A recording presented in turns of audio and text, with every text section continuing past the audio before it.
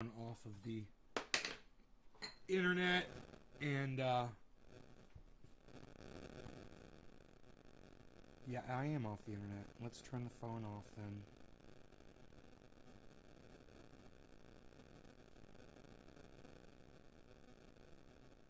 Okay, Debbie, four-name lady, what is up? How are you? I just turned my phone off for the show so that I could show you guys give you my full attention. Now it is charging. We will set it over there. I've brushed my beard. Tabitha, hello Tabitha. Hey Jackie, how are you? Jackie from Twitter. What? You guys can see me on Twitter. You guys can see me on Twitter. Yay. Dominic, Nick, Nikki, I'm hanging in. How are you? Debbie, I'm good. Nick Brown, hey. Got some really good coffee, man. Breakfast blend. I think it's the Dunkin' Donuts. No. Starbucks breakfast blend. Treasure Coast, what's up? How's it going? It says there's 5 people here, but I've got four-name woman, Tabitha, Jackie, Dom, Nick, Treasure Coast, and it says there's only 4 people watching, so I know they're misrepresenting the numbers. Okay, cool. I know there's more than 4 of you here. Now we know that we're being misrepresented in the numbers. Can all of you say hello to me? Isn't it bullshit that the girl competing in the Olympics can get shit on and in trouble for smoking cannabis? Michael Phelps won more gold medals than anyone and smoked cannabis. Patrick, isn't it bullshit? Yes, it's bullshit, Patrick. Well said. Couldn't have said it better myself. Treasure Coast. Hey, what's up, Treasure?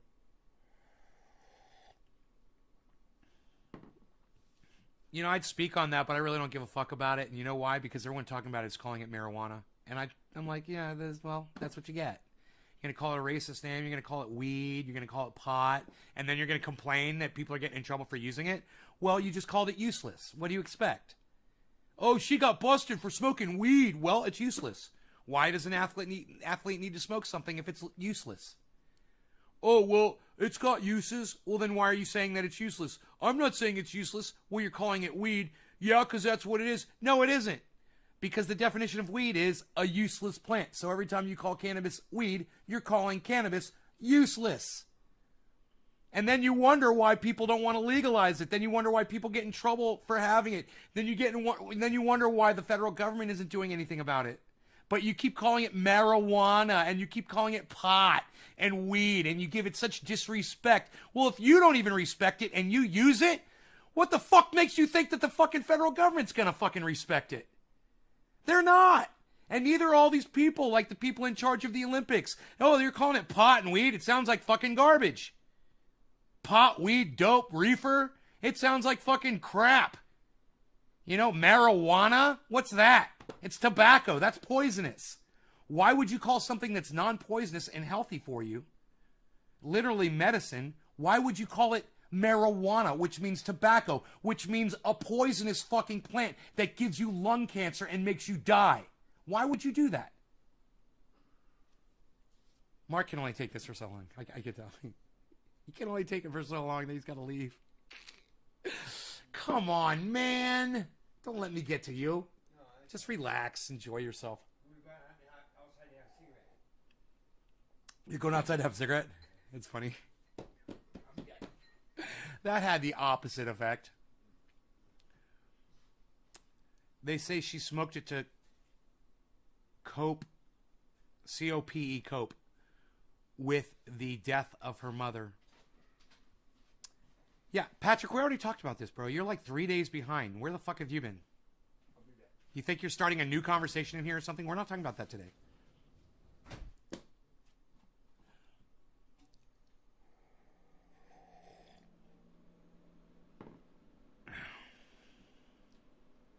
We're talking about other stuff. Don't slam the door. Don't slam the door. Be careful. Don't slam the door. For one thing, I want to talk to you guys about Russell Brand and Ben Shapiro having a conversation. And I need to tell you the hypocrisy of Ben Shapiro. It just shines right through. There's no hiding it. When you're talking to someone who keeps it as real as Russell Brand, you end up looking like an asshole. And I think that's exactly what I did to Matt Dillahunty. He ended up facing somebody. You know, he's on the internet claiming he's keeping it real. And he ended up facing somebody who keeps it 200% more real than he does. You know, I'm not going to support a fucking Democrat because they're blue. Because they, you know, I'm not a blind fucking supporter of people. For someone who claims he's not going to be religious because there's no proof or evidence of a God, he certainly is quick to put his fucking support behind mere people who are fucking proven liars, every single one of them, and yet off running to politicians to support them he goes. So I want you to see Ben Shapiro literally melt down. And when I mean meltdown, I don't mean lose his cool. What I mean is his exterior is melted away for you to see the disgusting person that he really is. Russell Brand does the most fantastic job of exposing him, and all he does is ask him very simple questions, and Ben Shapiro just walks right down into the pit every time, every question. He just takes the bait, you know, like a cuck.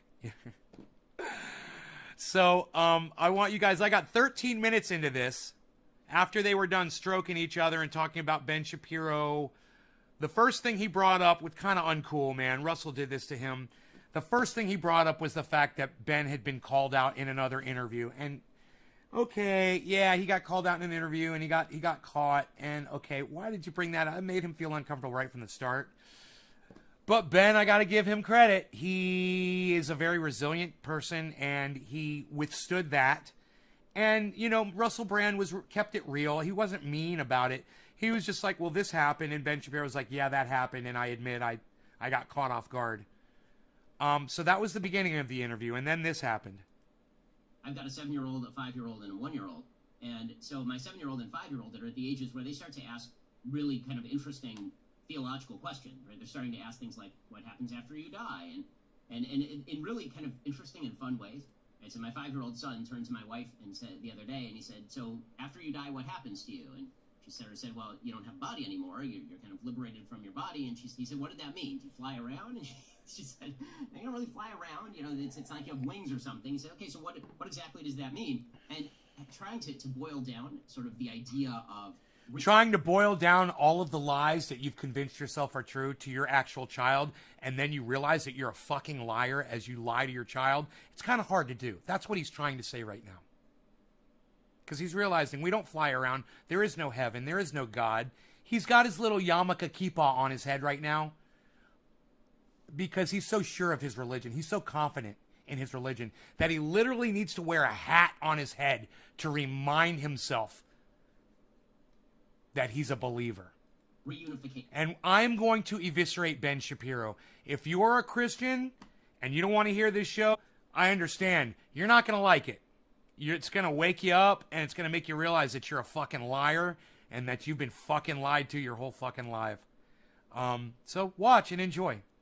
Oh, and he's not even a Christian. He's Jewish. Yeah, he's a Hasidic Jew. He's the worst kind of fucking Jew. He's the worst kind of fucking Jew you can be. He loathes all other Jews because they're not good enough. With a higher being to a 5-year-old makes for a really interesting conversation. Trying to explain what makes you is really interesting and forces you to think about it more deeply. And sometimes you don't have all the answers. Bad Blue Jaws. Cheers. Let's do a dab, son. In most versions of we're gonna need some for this. When I fail to learn, you get smacked by life. Is acknowledging when you don't know something. Cheers. I mean, to go back to the BBC interview, if I don't know something, I would be better off just saying, I really don't know who you are and I don't know much about this interview, rather than trying to kind of bull my way through it. And the same thing is true in a wide variety of areas in life. Every time you get arrogant and you think that you know something, life is going to punish you for that. Yes, I've found this to be true. I can see quickly in the conversation with the kids, you can end up dealing with things like essence, the nature of consciousness. I was trying to think how I would handle that. My children Topeka, Chaz, Christians are your people. 5, Hey, Tabitha, Teresa, Randy, Mr. Blue, Topeka. Cheers, guys. Already, it's pretty easy to This is drop just the into lower pre-dab. part of that item to see what underwrites I discovered pre-dabs. of ordinary egoic. Let me just stop here for 1 second and say I discovered pre-dabs. Nobody pre-dabs like May's Garden does, because we all learned about pre-dabs here just a few days ago.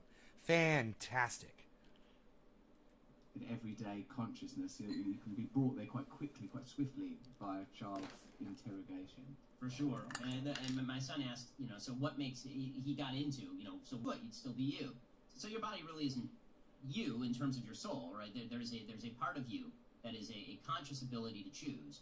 That is I didn't use exactly those words because he's 5. But you have the ability to do the right thing or do the wrong thing. And that part of you is really not connected to your body. There's something special about you that God implanted in you, and that you'll return to God after you die. Frank, This is Frank, sort of understood. Frankfurter, Frankfurter, it's not 50, that, it's 55, not- speaking of Frankfurter, children is always, fucking you don't fuck, want to give them nightmares, fucking and at the fuck. same time, they're asking very deep and abiding questions that require answers.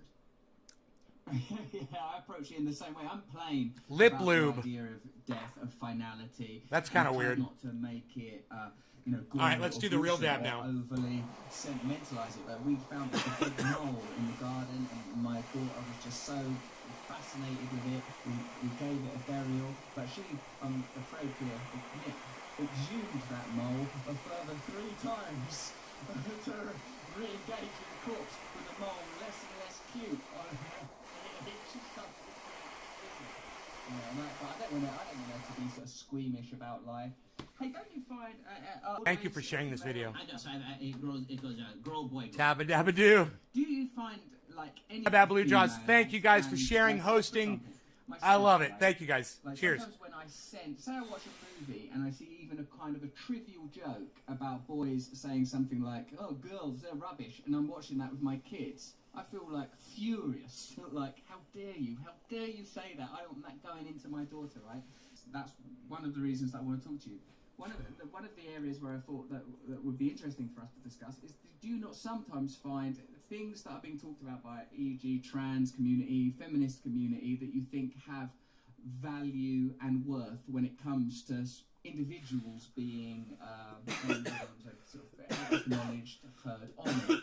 So the idea that you should be, acknowledged for your feelings particularly depends on whether I think that the That feelings tasted are perfect. rooted in something good or something bad, right? Your children are constantly doing things that you don't want them to do, and you're constantly telling them not to do them, right? Your job as a parent is to help guide them through the world. In terms of valuable things that feminism has done for girls and women, I'm fully convinced of that. My wife was many times the doctor.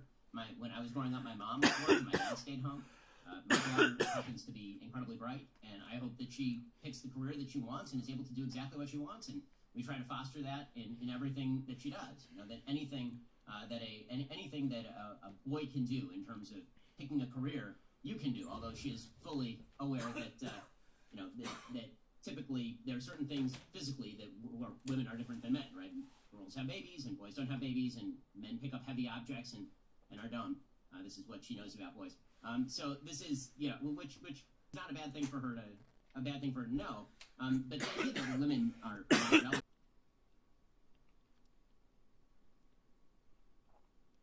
Did you guys catch that? I make sure to reinforce those notions with my children.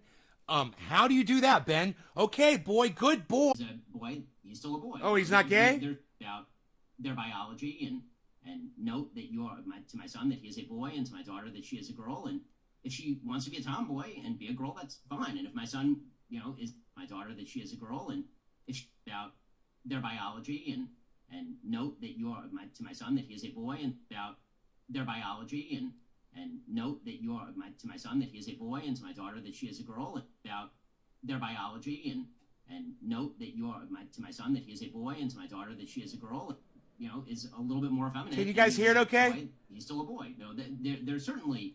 Can you guys hear him okay? Or are we dropping frames? Note to my son that he is a boy, and note to my daughter that she is a girl. Can I ask you guys, all of you parents out there, because I'm a child. I was a child. I had a mom and a dad. And I got to tell you, my mom and my dad never expressed the point to me that I was a boy. Ever. How many of your parents expressed the fact to you, your gender, when you were little kids? Did your dad take you aside one day and say, okay, now you're a boy. You're a boy, you know. Did your mom take you aside one day and say, okay, you know, you're throwing the football out there with the boys. Now you're a girl. Girls don't play football. Did your parents do that to you? Or did they say, man, that's awesome. Maybe you should join the sports team at school? Did they encourage you if you were a girl? And if you're a boy, did they encourage you to go take ballet lessons because you were interested in that? Or become an opera singer because you were interested in that? Or encourage you to go to hairdressing school because you were interested in cutting hair and being a beautician? Because you knew how to make people look fabulous. And you knew you'd be great at it. So you decided to go to college. Did your parents... Can I get some responses from you guys, please? Either that or get me some more people here, guys. If you guys aren't going to talk to me... Bab Bab Blue Jaws says no. Thank you, Bab Bab Blue Jaws. Hippie chick, not you? You had encouragement? Oh, good. You guys are talking to me. I was about to say, if you guys don't want to have the conversation, maybe more people will. Maybe you guys should share it around and get some more people here that will actually... I think this is a very interesting conversation. I'm telling you. No, I'm telling you. You tell me, okay? I'm telling you. All right? Teresa says no. Okay, Teresa, thank you. My parents never expressed to me that I was a boy. But Ben Shapiro, his form of parenting is to note to his son that you are a boy and to note to his daughter that you are a girl. Let that simmer inside your brain for a little bit at the amount of insecurity possessed by this guy. He's so insecure that he has to remind his children of their gender. He's so insecure in his religion that he has to wear a fucking hat on his head to prove to the world how religious he is. You talk about an insecure motherfucker.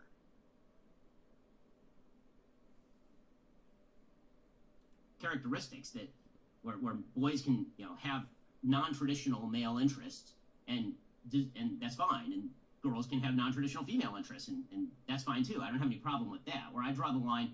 Where I draw the line. Dad draws the line. It's not your... You don't own people, bro. You know, they're their own person. That might be a little child to you. It might be a little kid. It might be your sweet little baby. But that's a separate person, man. They get to determine their gender. Not you, you motherfucker. Can you believe he just said that? 2029. Let's go back to 2026. Is where people start to suggest there are no fundamental differences. That's fine too. I don't have any problem with that. Where I draw the line... That's fine too. I don't have any problem with that. Where I draw the line... That's fine too. I don't have any problem with that. Where I draw the line... That's fine too. I don't have any problem with that. Where I draw the line... You don't get to draw the line with your parents, with your child's gender. You get to draw the line on a lot of things with your children. You really do. But you don't get to fucking tell them what their gender is. You fucking monster!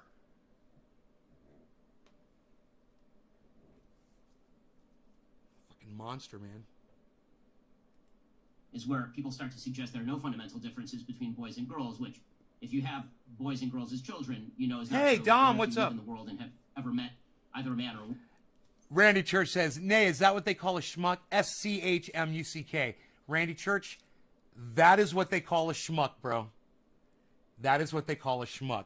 My mother would call him a schmuck after listening to him for 5 seconds.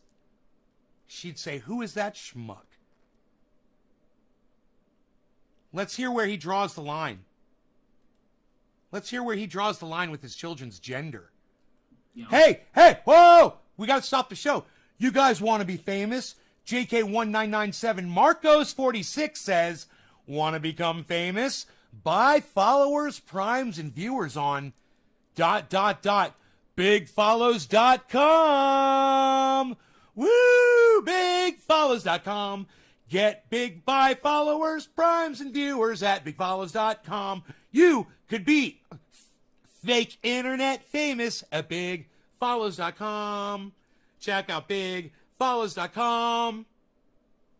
Bigfollows.com. This show is sponsored by bigfollows.com. is a little bit more effeminate and he's a boy, he's still a boy. No, there are certainly characteristics that where I draw the boys line. can, have Here it comes. non-traditional male interests, and that's fine. And Here it is. Girls can have non-traditional female interests, and that's fine too. I don't have any problem with that. Where I draw the line is where people start to suggest there are no fundamental differences between boys and girls, which, if you have boys and girls as children, you know is not true, or if you live in the world and have ever met either a man or a woman, seem fundamentally untrue. That's fine too. I don't have any problem with that. Where I draw the line is where people start to suggest there are no fundamental differences between boys and girls, which, that's fine too. I don't have any problem with that. Where I draw the line is where people start to suggest there are no fundamental differences between boys and girls. Hey, man, nobody's saying that, Ben. Nobody's saying that, okay? So get the fuck over it. What I'm telling you is that you have to allow your children to be who they want to be, no matter what. And it's not your job to guide their gender or their sexuality. Don't do that. Don't ever fuck with your child's sexuality. Okay, that's for your child to explore on their own without you! You fucking freak! You're a little boy, okay? You're a boy. You know, don't go around, giving little blowjobs to other little boys. You know, what the fuck?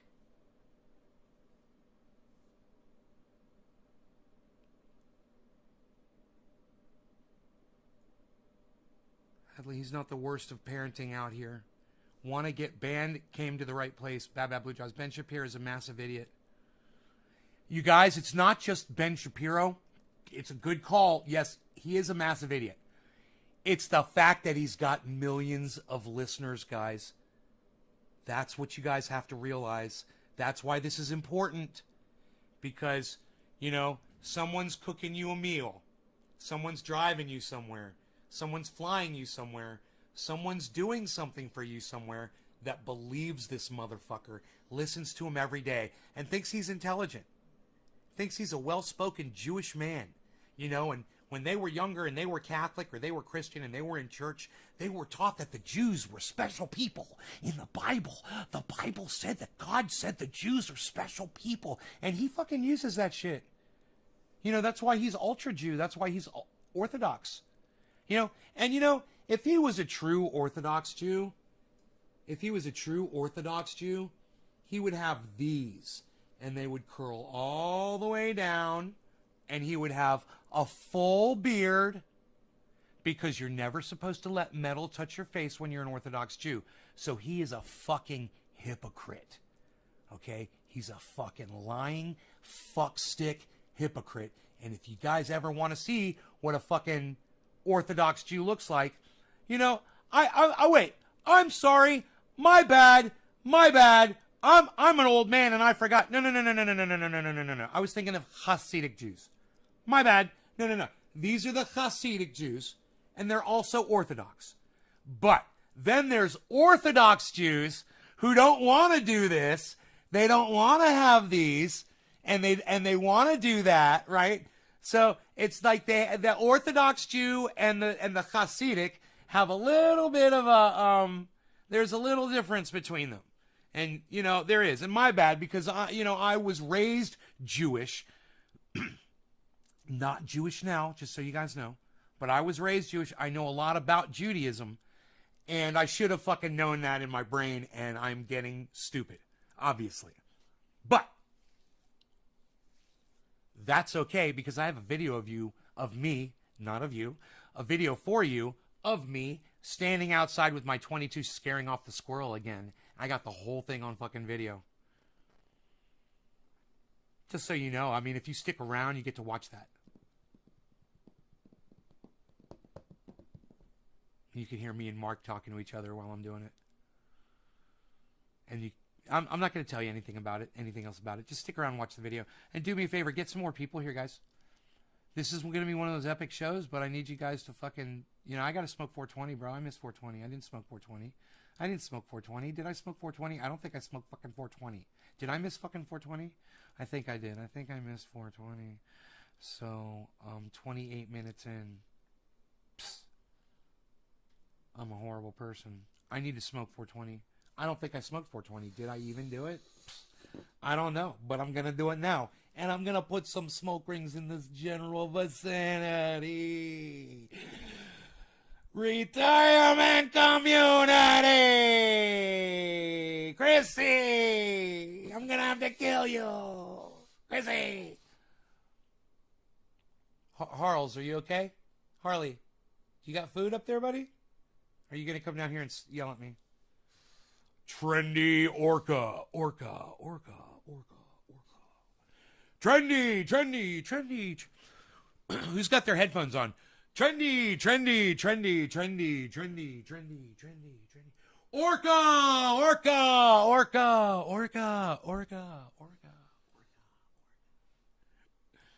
How was that for the people with the headphones? Cheers, guys. Who does stereo tricks for you on the podcast? Nobody. This guy does. Nobody else does stereo tricks for you. Right? I'm the only one on the internet that does that shit. I'm the only one on the internet that does stereo tricks for you on the podcast. Literally, I'm the only one. Write it down. One of the only things that you will only see on a Nays Garden podcast. Stereo tricks with the mics by Nay. I say we put some smoke rings in this general vicinity. Let's do this. We're going to listen to this guy. Let's listen to him and smoke a little bit. Cheers, everybody. Hey, you know what you guys could do? You guys could take a little video of this right now, and you could tweet this at Ben Shapiro on Twitter. And you could also, when you do that, you could at all 5, that's right, all 5 of my Twitter accounts now. There's 5. So get with that program, please.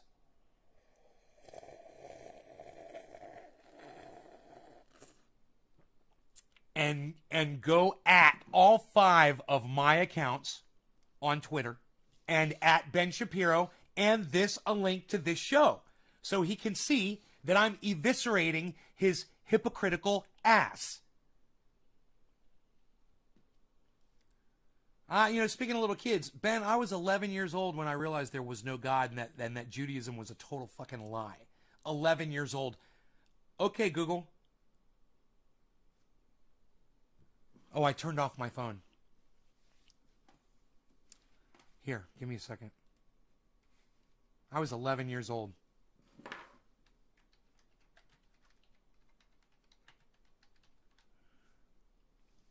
He's 37 years old and he still hasn't figured that shit out yet.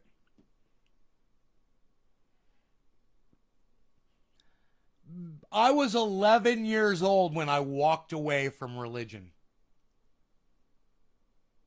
And, the only reason I believed in religion for 5 years during my adult life was because I got inducted into a cult called the 12-Step Program. And they told me over and over and over and over and over again that if I didn't believe in a God, that I wasn't going to be able to get sober. They promised me that I needed God. Yeah, the 12-Step Program. Nice, huh? So for, I don't know how long it was. For a year, I don't think it was 5 years, but I was sober for 5 years. But for, at least a year, if not more, I believed, I convinced myself that there was a God. Don't ask me why. I wasn't using cannabis for 5 years. Call it a momentary lapse of reason that lasted a little more than 365 days, probably. I don't know when the day was that I realized, I was like, what the fuck am I doing? There's no fucking God. I went back to my 11-year-old thought process and I was like, oh, that's right. I forgot the whole reason I stopped believing in God was because John Wayne on his deathbed accepted Jesus Christ as his Lord and Savior. Woo! On his deathbed, he became a reborn Christian. A reborn Christian.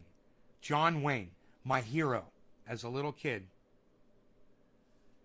And I said immediately, 11 years old, and I heard that. And I said,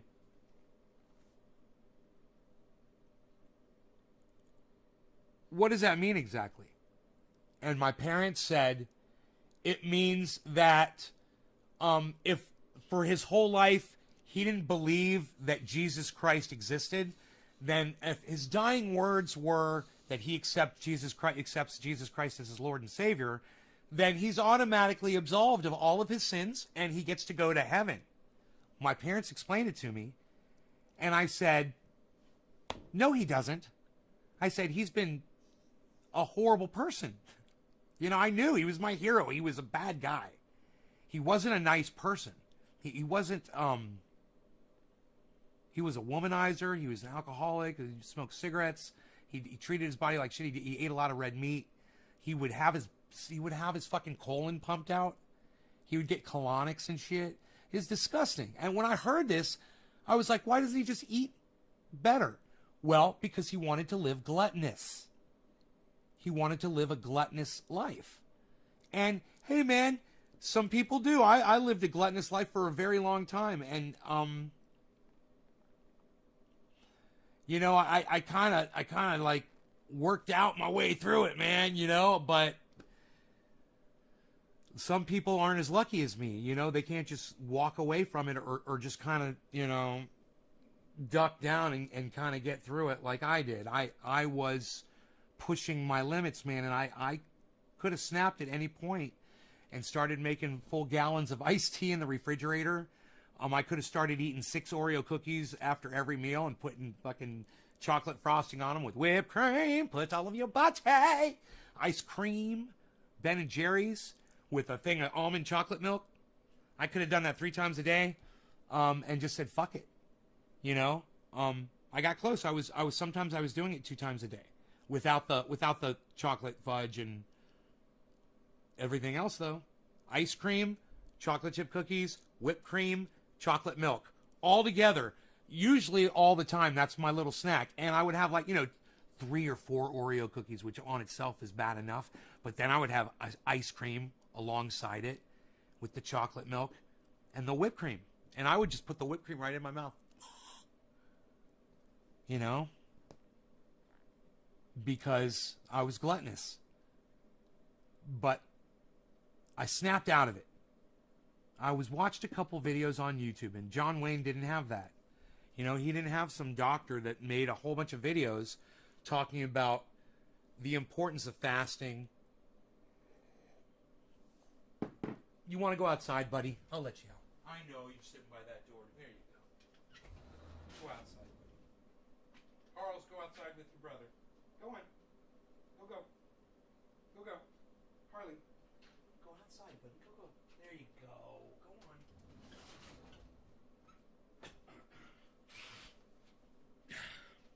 I made a tri-tip for lunch today.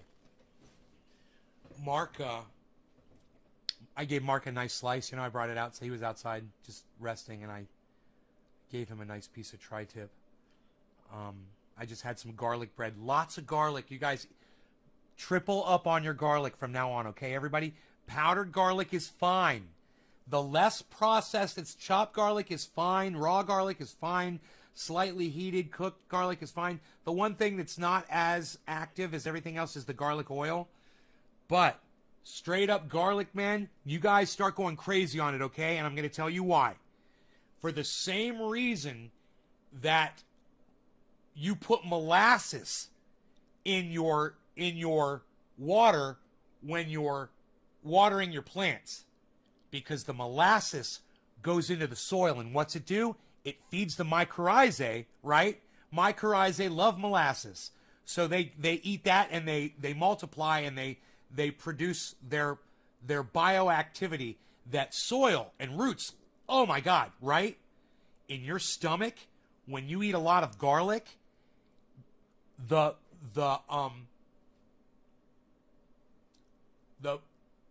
probiotics, the mycorrhizal bacteria that live inside your stomach and help you digest your food, their molasses is garlic. And now you guys, who in here did not know that about garlic? And who in here knew that garlic was a superfood? Anybody?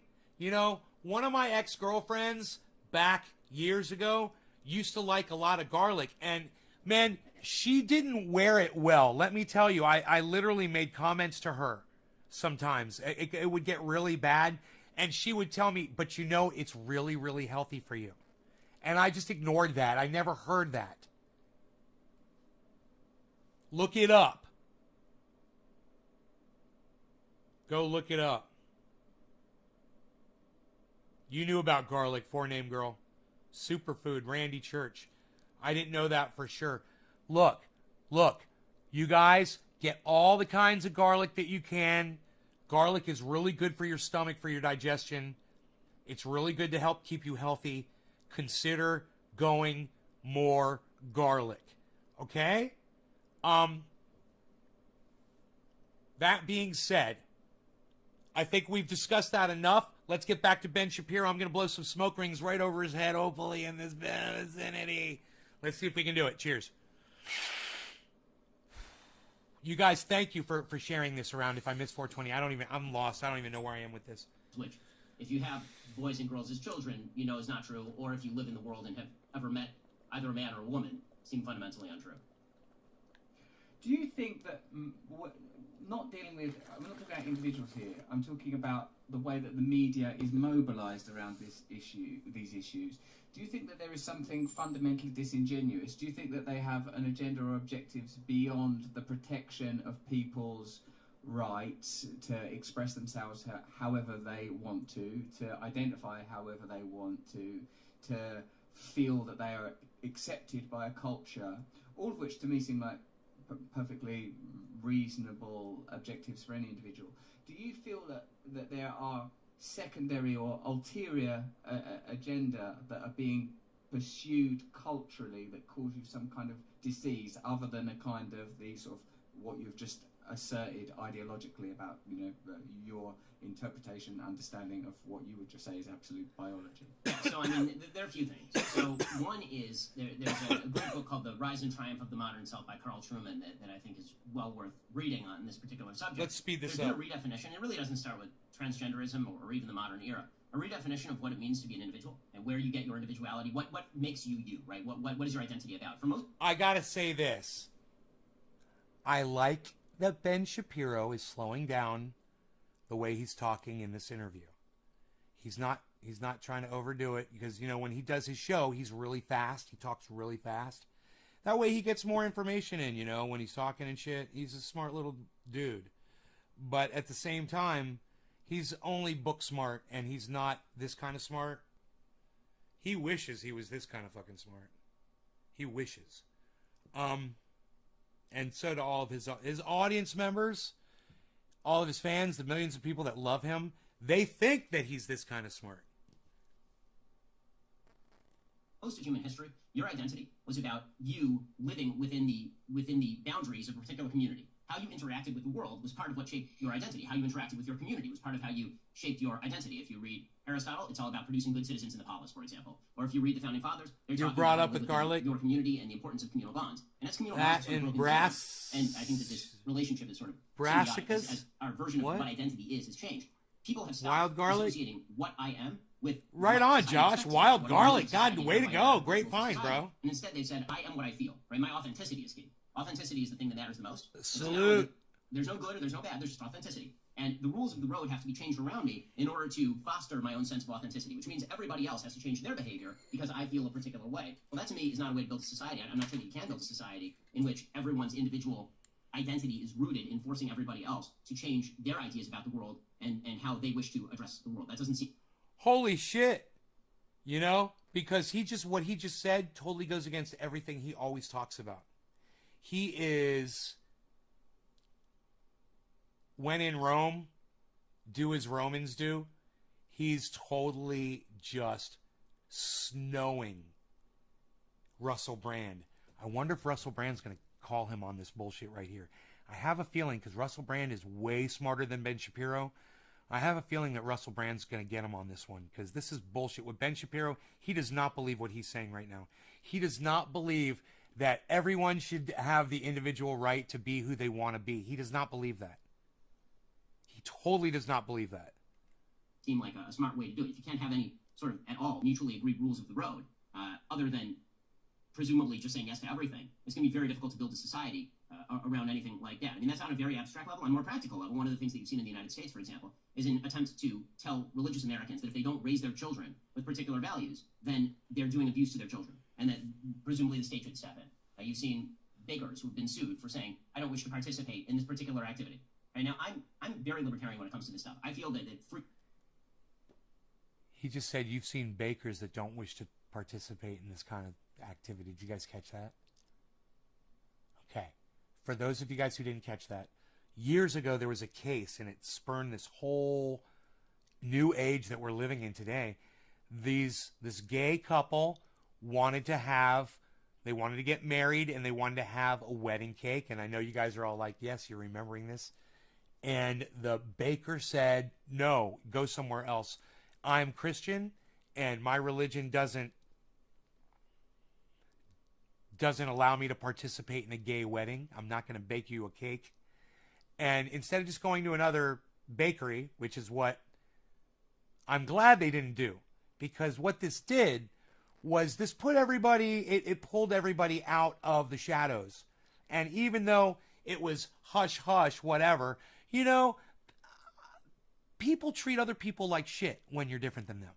And this yanks these motherfuckers out, so they have to jump on a side, someone like Ben Shapiro, and exposes them for exactly who they are. Freedom includes freedom of association, and freedom of association means that people I don't like can not associate with me. That is their choice. And I'm fully libertarian on this, to the point where if somebody wants to not have Jews in their business, I think they're a bad person. But I think that they should be free to do that because, frankly...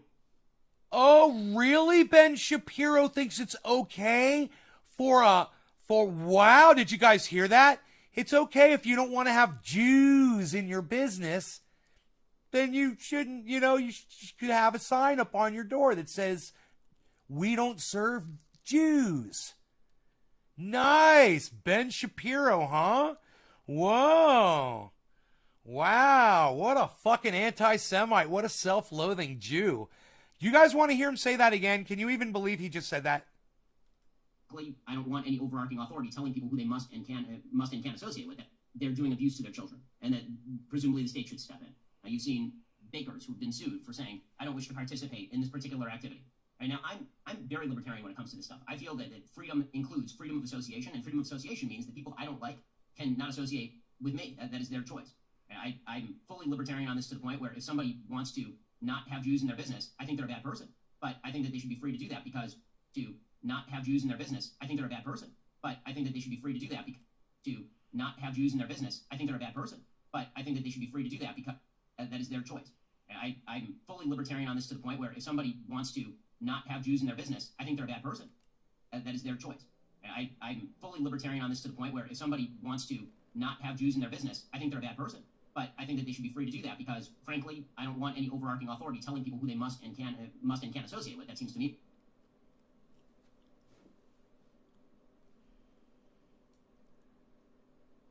Ben Shapiro says that he thinks it should be that if people don't want Jews in their business, they should be able to put a sign up on the window that says no Jews allowed. You know, like the old golf clubs. So why not blacks, Ben? So no blacks? You think that should be allowed too? What about Palestinians? No Palestinians?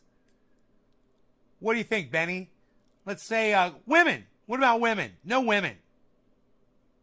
No women. I'm not going to let a woman in my business. You know, I'm going to be Facebook. I'm going to have the largest company of communication. I'm going to fucking go crazy. I don't want Jews. Hey, I'm going to be PG&E. I'm PG&E. We're going to supply electricity. We're going to become a conglomerate. We're going to become a monopoly of electricity. And you know what? If you don't have solar and you're Jewish, you're not going to have power because no Jews. You know, Ben Shapiro. Ben Shapiro. Blacks, forget it. You don't get power. Jews, no. Hispanics, no. Hey, how about this one? No whites. Hey, let's say PG&E was owned by a nice black couple. And they said, hey, you know what? Fuck you. No power for you. Or, hey, how about this? Fuck you, pay me quadruple what I'm going to charge my other friends that aren't white. That's okay with him. When people say to you, do you feel like there should be a government or there shouldn't be a government or whatever? This is the fucking reason. Because there's literally people like this with millions of followers out there, guys, who believe in, Michael Malice is included in this, who believe that, you know, things like excluding people based on the color of their skin or the religion, that should be the law of the land. You should choose, you'd be able to choose who you do business with. No Canadians. Hey, Chris, what's up, buddy? Be more dangerous. But there is an outright attempt can I just say, change the nature of language. Ben Shapiro is a fucking train wreck. To make it so that we can't agree on even simple terminology, to make language entirely subjective, which makes it very difficult to talk to one another, to turn every political problem into an identity problem. So we, instead of having a discussion about, for example, what is the proper treatment for gender dysphoria, instead it turns into, you're attacking my identity if you disagree with me about the proper treatment for gender dysphoria. Well, what if I'm just arguing about what's the proper treatment for gender dysphoria based on the data? Or what if I'm just discussing the differences biologically between males and females? That's not an attack on your identity, but... Based on the data? Ben, I got news for you. You don't get to determine what happens with people's gender, period, bro. Why do you got your fucking dick all over it? You guys hear him? He wants to control how people decide what gender they are. You go back and listen to what he just said, okay? Just listen. I'm going to slow it down, and I want you to listen to what Ben Shapiro is saying here, okay? That was only 1.25 fast. That's how fast he talks. We're at normal speed, I swear. And associate with, that seems to me more dangerous.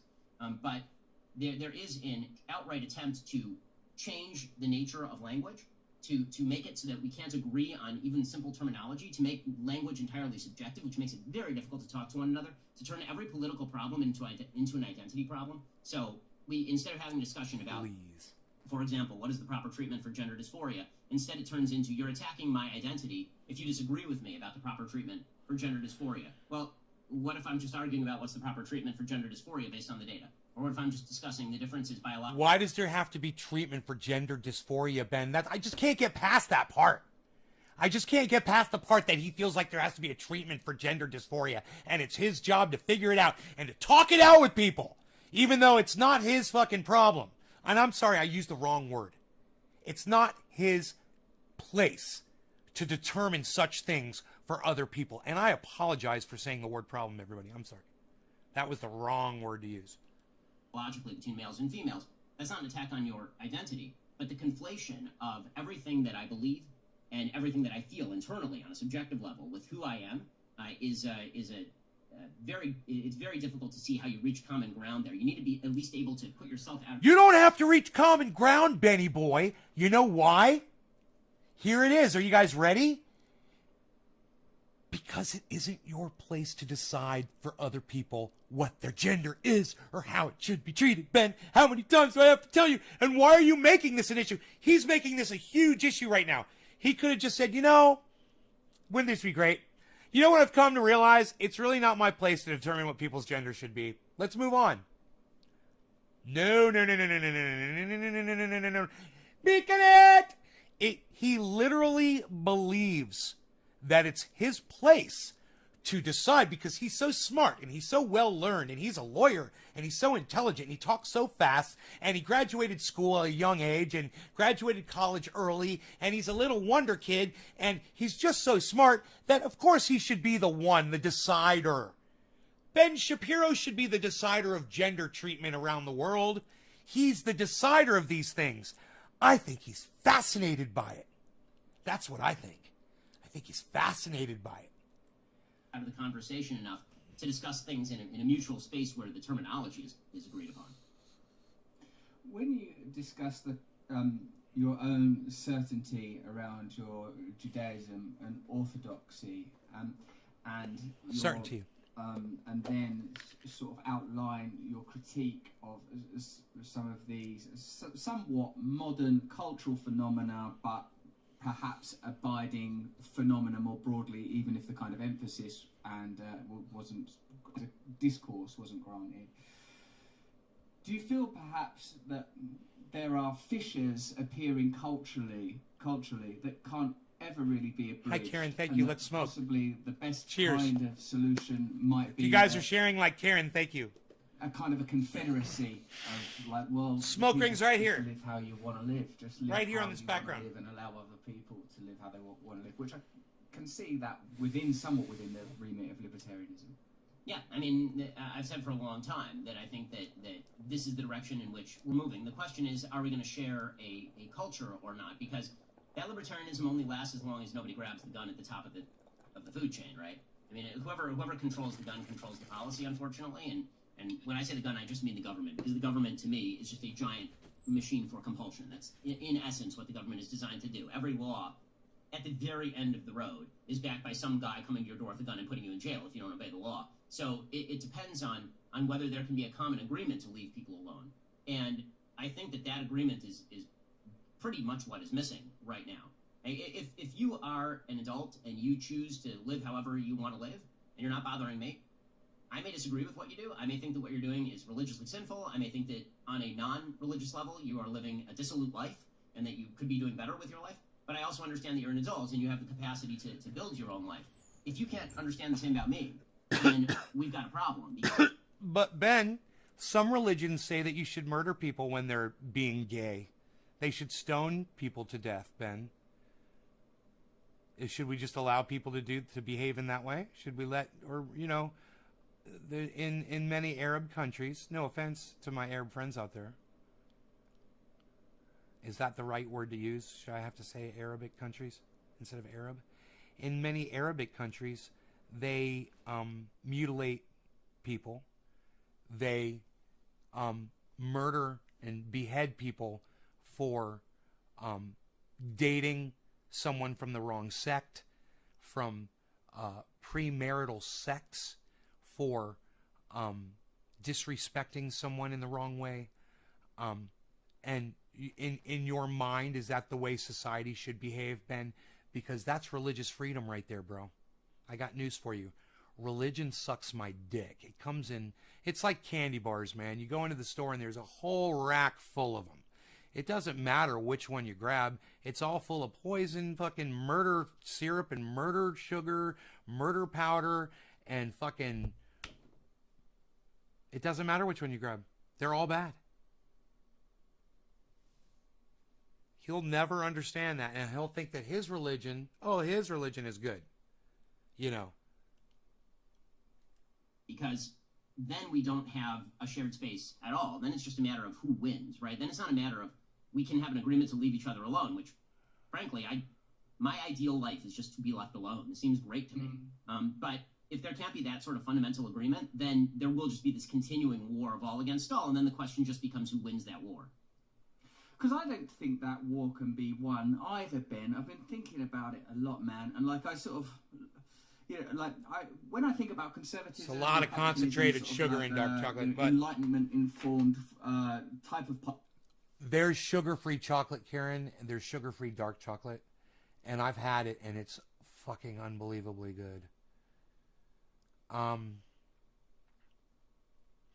can't remember the name of the company, but I will tell you this: you could just Google it, and you'll be able to find it. You're not consuming fruits? No fruits. In fact, I had 3 grapes, maybe 4 grapes today. I cheated. Little grapes.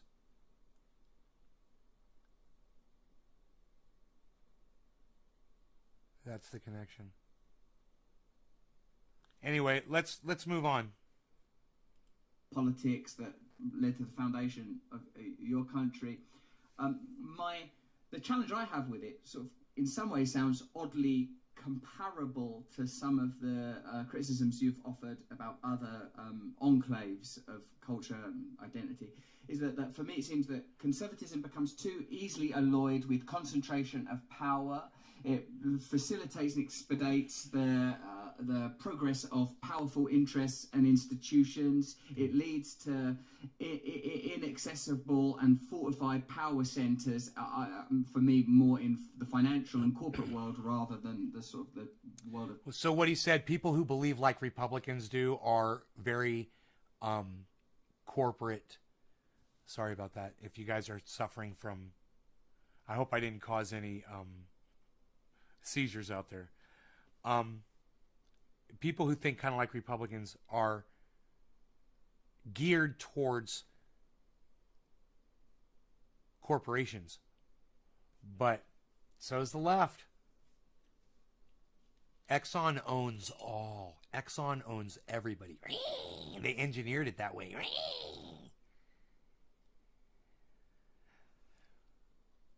Mantis Indigo, Mr. Blue, 70 to 90% darkest top shelf. About to go smoke some banana bread on the oceanside beach. Using the ERB waist strokes for ego as a healing thing. No.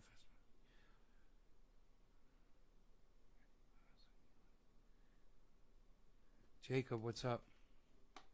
Thank you for the digit drop, bro. Digit drop, bro? Doing it, bro? Of state and government. Not that I'm a big state person either, by the way. So I've often, like the same way I guess you're probably called So he says, I'm not into big government either. a fascist. So he's saying that he kind of agrees with Ben Shapiro on certain aspects of libertarianism. And with the obvious ironies, acknowledged in.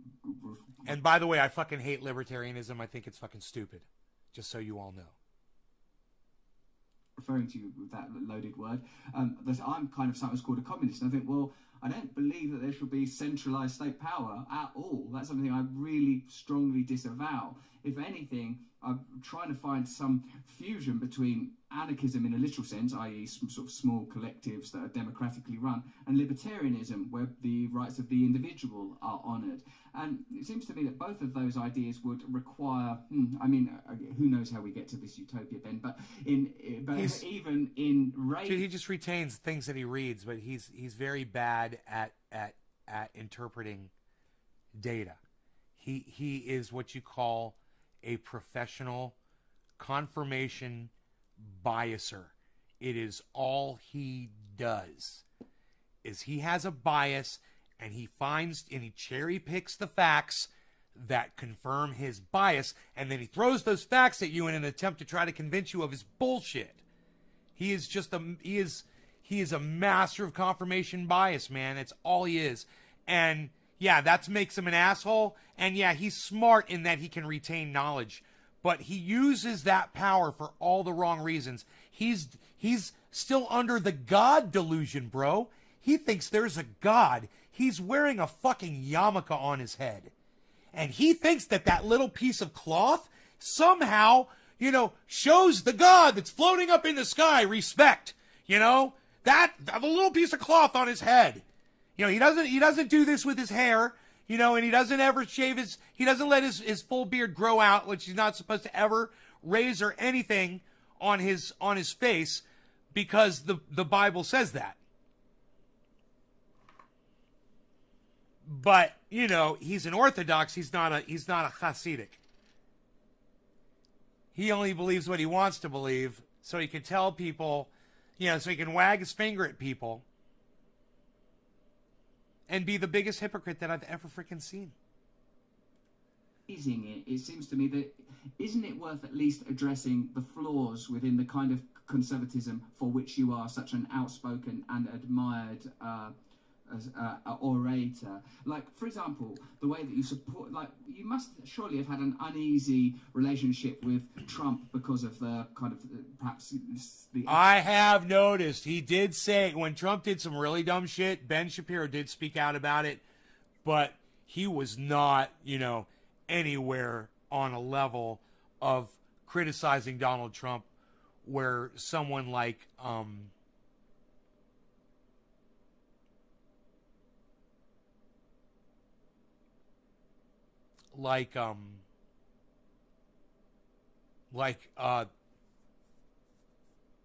Keith Olbermann is, or Rachel Maddow even.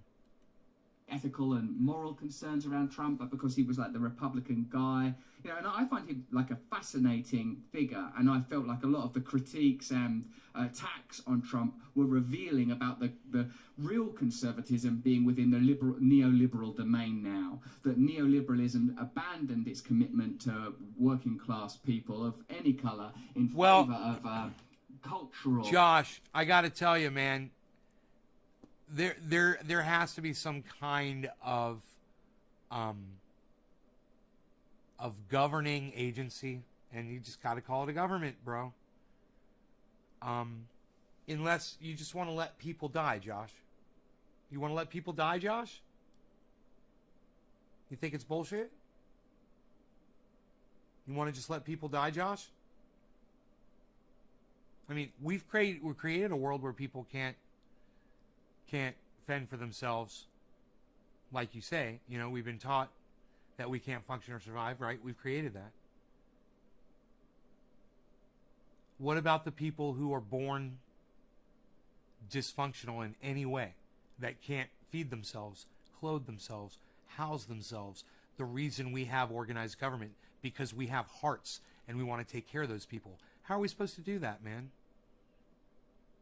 How do we do that, Josh, without government? How do you propose we do it? How does Ben Shapiro propose we do it?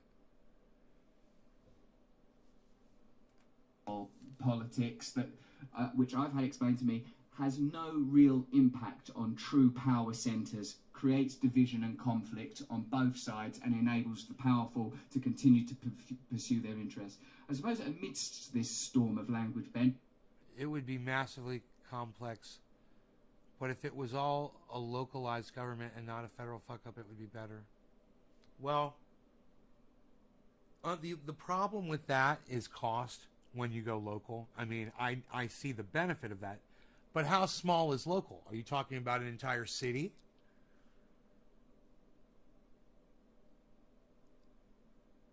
And just let cities decide, eat for themselves? Because let me tell you something, bro. You've got fucking psychos in cities, right? You're going to end up with cities where girls can't get an abortion. So they go out in an alleyway with a coat hanger and give one to themselves. Is that the kind of world you want to live in, Josh? You want to let cities decide and not have a central government that, you know, common sense and cooler heads prevail and majority rules over all cities? All right, cool. So we're good. All right, let's keep going. What I'm saying is, what kind of doubts and concerns do you have about conservatism and republicanism? Listen, I'm a realist, bro. I'm one of these guys. Look, I understand living off grid. Trust me. But I also understand the need to take care of folks. And I also understand that, you know, right now, people don't realize how good we got it, man. When you can't take care of yourself and you can go to a government office and you can prove and show, look, I'm unable to do this and this is why. It's documented. Here's the note from my doctor. Here's the documentation. What do I have to fill out? And they give you a form and you have to fill it out. You got to give them your social security card, maybe your birth certificate and your driver's license, you know? Or maybe you don't have a driver's license because you can't freaking drive. Maybe you're a blind person. Right? And you fill out all the information, or they help you fill it out.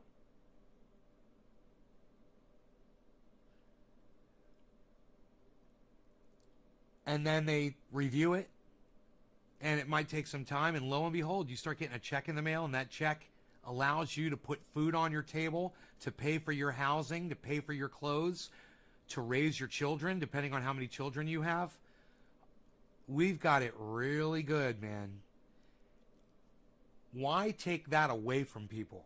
I'm sorry to stop this conversation and say that. But why take that away from people? We're not that cold, are we, man? You know, what if it was you? And I know how I would feel if it were me. You know? If I was on government assistance and that's how I was surviving, I wouldn't want someone like Ben Shapiro telling millions of people that that's stupid and that I'm weak and that I should just be left on the curbside to die. I'm a human being, man. I've got a contribution to make. This proves it. Why let my life go to fucking waste? You know? Everybody has something to contribute. I've learned that, man. I'm trying to be nicer. I'm trying to let more people into the show and let more people into my life. Let more people contribute. And I have faith, and I think there's light at the end of the tunnel. Because, God damn it, hey, man, if we don't start changing and we don't start helping each other and we don't start taking each other seriously here pretty soon, you guys saw the temperatures over the last few weeks. You've seen the deaths. You know?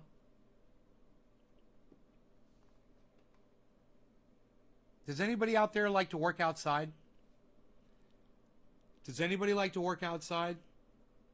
Give me a hands up, high five emote if you can get your hands on one. Pun intended. Mechanism. Where do you see there being room for change from what you would refer to mostly derisively on your show as the left? Can you give me some stuff out of that hurricane? I think that one of the big problems with conservatism is that conservatism, in sort of the traditional American sense, which looks more like classical liberalism in the European sense, it's rooted in a certain fundamental assumption about. You guys like to values work that are being outside? held by the community. I like to work outside too. Let me tell you something. I was outside last few days working in the heat, and I got to tell you, I got in the shade from time to time, and I drank water from the garden hose, and right on, Jacob. Thank you, buddy.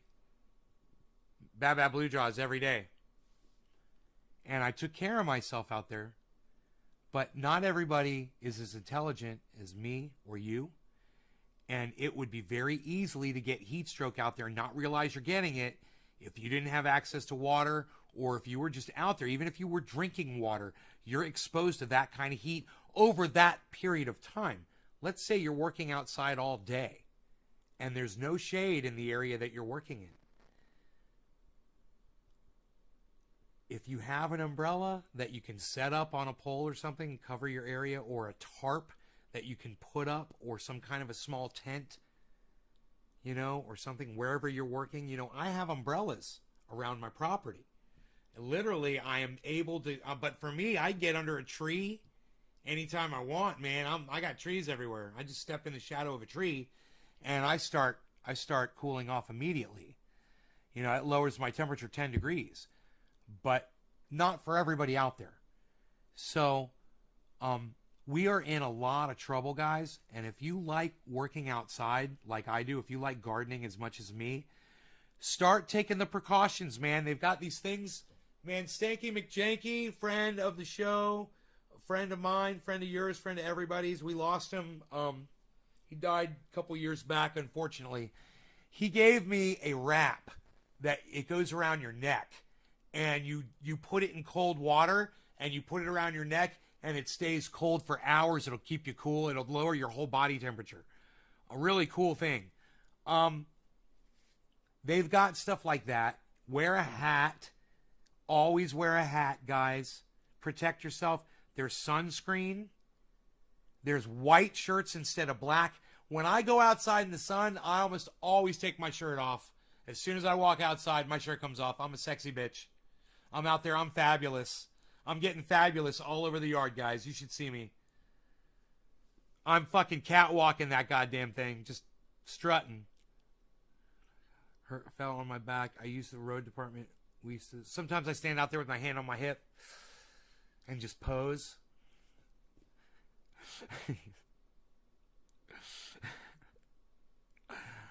Fuck. Drink water and a wet towel around my neck and eat banana. Yeah, Jackie 3. Thank you guys for everybody that is sharing this video. I'm going to be smoking this bong rip for you. Let's put some smoke rings in this general vicinity and listen to some more Ben Shapiro. And listen, you know what? I don't listen to Ben Shapiro too much anymore. I mean, I get him. You know, I've listened to him a lot. I put some hours in. Millions of people listen to him. If you know anybody who agrees with the kind of garbage that he spews, and it's pure filth. Like I said, it's all just confirmation bias, cherry-picked points. That's all it is. Except for when he's talking about guns. I like Ben Shapiro's stance on my right to possess a firearm. There's that. So Benny Boy and I, we got that. We got that. Second Amendment. First Amendment, I think him and I are the same on First Amendment rights as well. You know, that's what he does. He speaks for a living. So I think him and I are in the same place with First and Second Amendment rights. What's his stance on cannabis? I believe that he thinks all drugs should be legalized. If he's a libertarian, he doesn't think there should be fucking government. And if those values fall away, then the institutions themselves are not going to That's be pro-drugs, baby! Right? This is something that all of them noted very early on. He said that the Constitution of the United States let the cards fall where they may. People, if the people became no longer Happy more 710, religious, everybody they would cheers. move right through the boundaries of the Constitution like a whale would through a net. Right, so there are certain unspoken assumptions about the nature of community life. And if we read de Tocqueville very early on, he talks about how in the United States people are constantly forming social organizations, associations. They're going to church a lot. They're interacting with each other a lot. They're building communities, strong communities with real social fabric. And that replaces the sort of government compulsion that otherwise you would need in order to provide for law and order. Right, there's a lot of social pressure not to break the law. There's a lot of social pressure not to be rude or impolite. There's a lot of social pressure to do all of these things. And if people stop acting that way, then government compulsion is suddenly looking a lot more attractive, because as things disintegrate, people want the government to do all the things that society used to do, and government starts to fill that gap. So that's been a problem with conservatism, and you're seeing that kind of break down within conservatism, even with this sort of debate that's happening right now between a sort of libertarianish conservative wing and a more interventionist conservative wing. People who think that the government actually should replace a lot of those social institutions in cramming down particular social values, attempting to restore social fabric from the top down, which I frankly don't think is possible. Now, when you talk about the centralization of power in institutions, Russell, I kind of want to know Pork ribs? How the power was centralized and what the power is being used to do. So whenever I hear centralized power, it sort of depends to me on what is being Unfortunate traded circumstance. away in Not return for enjoying centralized cannabis. power. So when I look at government, I see centralized power in government. I understand that you're trading away your rights to the government, presumably in exchange for a certain level of protection. And I have serious objections to that, because those rights belong to me. They are inalienable under a declaration. And I think according to natural rights theory. So government scares me. When it comes to corporations, the question is, how are they gaining that power? So if a corporation got really big, because the corporation has a hand-in-glove relationship with the government, and the government is there's regulatory capture. The government is creating regulations specifically to quash the competitors of this particular giant corporation. Or the corporation is working in cahoots with the government to break the rules in such a way that it makes it pretty much unpalatable for anybody to get into that business. That, to me, is deeply scary, right? When the Occupy Wall Street movement started in the United States, my big problem with the Occupy Wall Street movement is I wasn't sure why they were occupying Wall Street as opposed to occupying D.C., considering that D.C. has the power of the purse and the power of the gun. Wall Street is just a bunch of businesses. So that's one arena of centralized power. The other arena of centralized power is just businesses getting bigger because they are good at what they do. And I don't have a problem with businesses getting bigger because they are good at what they do, or operating in a free market space in order to negotiate, for example, with labor. Nor, by the way, do I have a problem with private labor organizing in opposition to businesses, so long as they're not kneecapping people who wish to work for a lower wage. My problem with centralized power when it comes to corporate world is that centralized power in the corporate world very often involves hand-in-glove relationships with the compulsory power of the government, enshrining these corporations permanently at the top of the hierarchy, and that I have a real problem with. Perhaps it's inevitable that at the elite levels, these kind of relationships are abiding, that there is that you cannot attain that degree of influence. And for a definition of power, a very simple one I heard, is the ability to reward people who align with your interests and punish people who do not. And on that basis, we can see that. Oh my God, that's terrible. That describes the show, man. I can reward people who agree with me and punish those who I disagree with. Oh my god, that's so deep. Fucking Russell Brand's just bringing it, bro. He's just... Dude, why is YouTube trying to give people... Why is YouTube trying to give people... What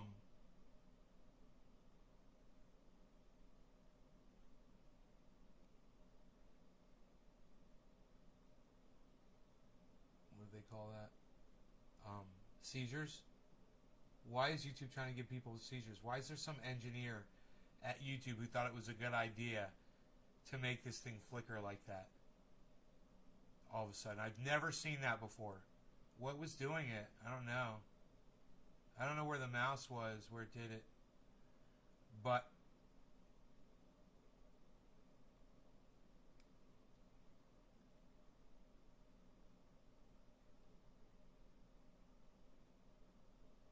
oh.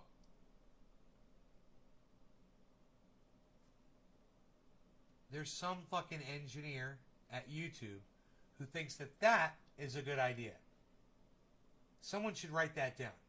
Engineer at YouTube thinks that causing seizures with flickering lights, that's a great idea. Engineer. Hey man, let me tell you something. YouTube never used to do that before. I've never seen that shit before. Yeah. Somebody re-engineered some shit. I wonder who talks quicker.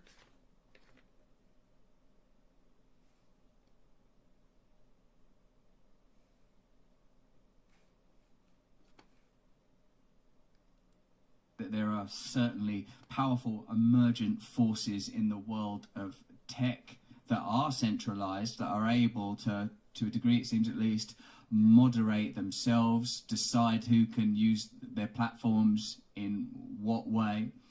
But there is... Jacob, can I just say this? You're a fucking idiot.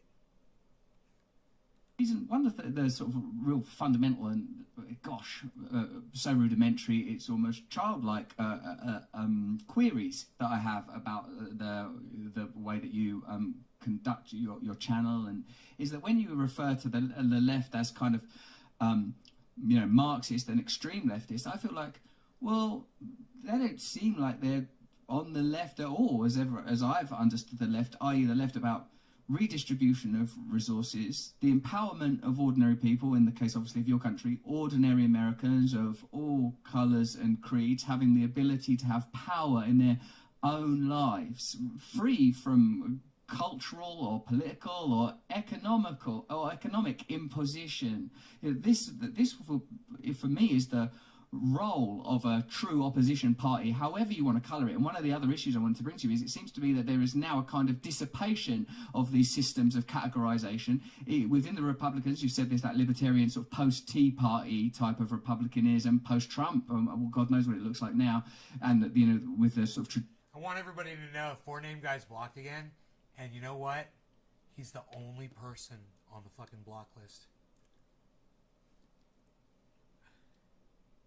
Didn't take long. You're a fucking idiot, alright? So get the fuck out of here and don't come back, okay, you little bitch? You little fucking troll bitch. Traditional sort of Christian right that exists loosely corralled into that. And with the left, my biggest sort of concern about leftist politics is that there is no agenda to reorganise society beyond certain cultural inflections, which you spend a lot of your time critiquing and are doubtlessly having a big impact. But my problem with that is it's not dealing with, for example, what happened post-2008, the amount of poverty, the amount of suffering, the amount of loss. There's no one in, like, Joe Biden's government saying, what are we going to do about that? How are we going to have ordinary Americans comfortable in their own homes, own their own homes if that's the model that you want to go with, work with dignity if that's the model you want to go? That doesn't seem to be on the agenda, and so I wouldn't really call that left-wing in any sort of Marxist or economic sense at all. Well, I think that here we have to distinguish goals from means. So the goals of having more people living in their own home, or the goal of having more people have work. And there are a couple of different approaches to that. I think that we all hopefully share that goal.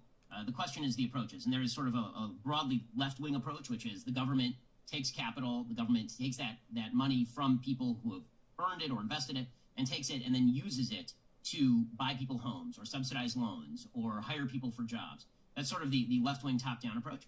And then there is the more conservative approach traditionally, which is you basically allow the free market to work, and then you incentivize people to make good decisions that allow them to get out of poverty more permanently. In other words, signing people a check is actually not a way of getting them out of poverty. It's a way of temporarily relieving poverty, but does not change any of the incentive structures that allow people to truly escape poverty in the long term. Those are two different approaches. I would say that on the show, when I speak about the left, one distinction that I make very frequently on the show are between people who I say are leftists and people who I say are liberals. People who I say are liberals are people who believe in bigger government and higher taxes and maybe nationalized healthcare, but who don't actually wish to shut down the debate and treat dissent as though it's a criminal act. And then there are people who are really hardcore on the left who wish to engage in those sorts of activities. So I try to make that distinction as much as possible, because I do think that the great danger, and we may be jumping out ahead of something else we're going to talk about, but I think one of the big dangers right now is that as the Overton window shuts, it's very difficult to have honest conversations about any of these topics without somebody jumping out of the woodwork and calling you a name, and then the debate shuts down. If you even have this conversation, then you're going to get hit. I'm sure that, Russell, after we have this conversation, you're going to get hit with a wave of why would you even talk to that person, for example. And that sort of stuff happens fairly routinely. In fact, when I invite people on my show who disagree, I say to them beforehand, just recognize you're going to get a lot of text from your... Chris, why do we have to judge people by how much they give of their money? Is that it? I mean, he's talking. Isn't that enough, man? He's on the air all the time. He's giving people entertainment. Isn't that enough? Who cares what the fuck he's saying if some people are appreciating it and wanting to hear it? He's got millions of fucking followers. You know? He provides entertainment, man. He provides news, and he provides his opinion. That's helping others, bro. I mean, in his and their opinion, it is. Your friends being very angry that you took me up on that. But as far as sort of the broader rubric of trying to make life better for people, there are a bunch of different approaches to how you make life better for people. And I tend to take the approach that suggests that when you treat people as responsible individuals capable of making decisions that better their lives, and you put the responsibility 12 with more the minutes. individual, with We're adult almost individuals to do that you are better off than if you treat them as basically just a pocket requiring being filled. And that's obviously not talking about people who have some sort of serious disability or are literally unable to take care of themselves.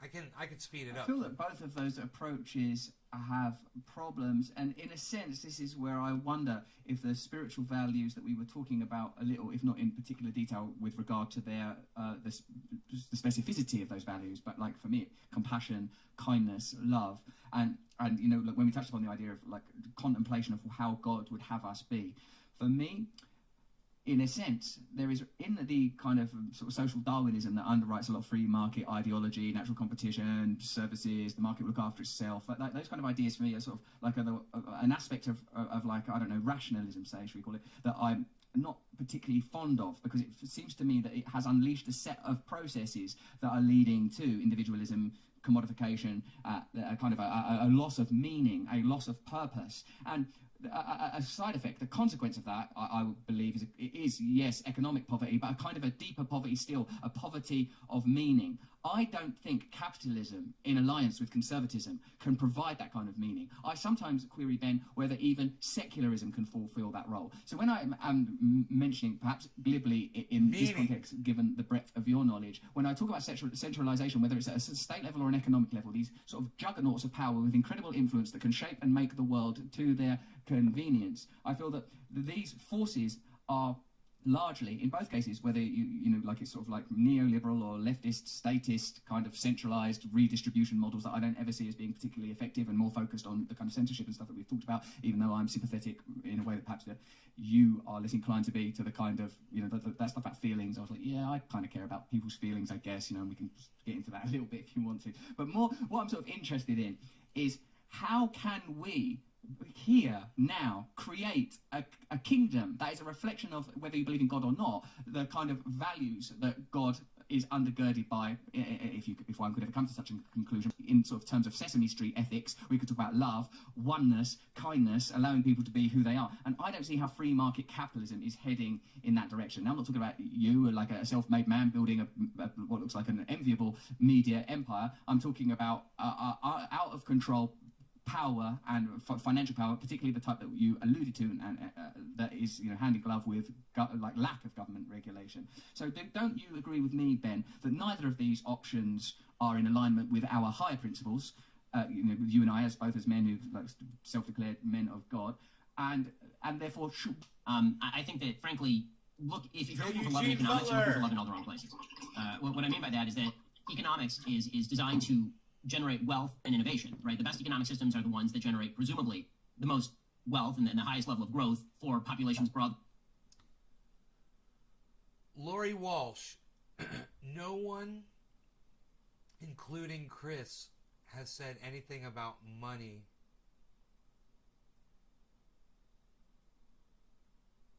Right, well, he said he wonder what he's done to help others.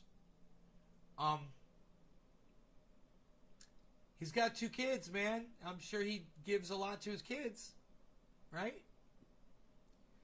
Believe he was pointing out his lack of altruism. Anything about Ben? I have years of my life helping others. Actually, we're not talking about you, Chris. No, we know you help people, Chris. You work in retirement community with the elderly. We know. We know about you. You do a lot for a lot of people. You pick up fucking garbage in the woods, bro, where very few people go, or where people just go to dump garbage, and shoot off millions, literally millions of shotgun shells out there, and you go up there and pick it all up. So I know you are you are a saint of a human, bro. This isn't about you for sure. My life helping others. Okay, free. Yeah, free. And thousands and thousands of hours of picking up garbage. Right. I didn't get that far, right? Are you going to eventually cut caffeine out of the diet? No, I like the caffeine. What's wrong with a little coffee in my life? I can't have this. You're going to take everything away from me. What are you going to tell me about caffeine, man?